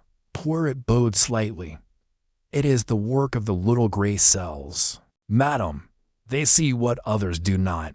As the guests dispersed, Lord Ashford clasped Poirot's hand.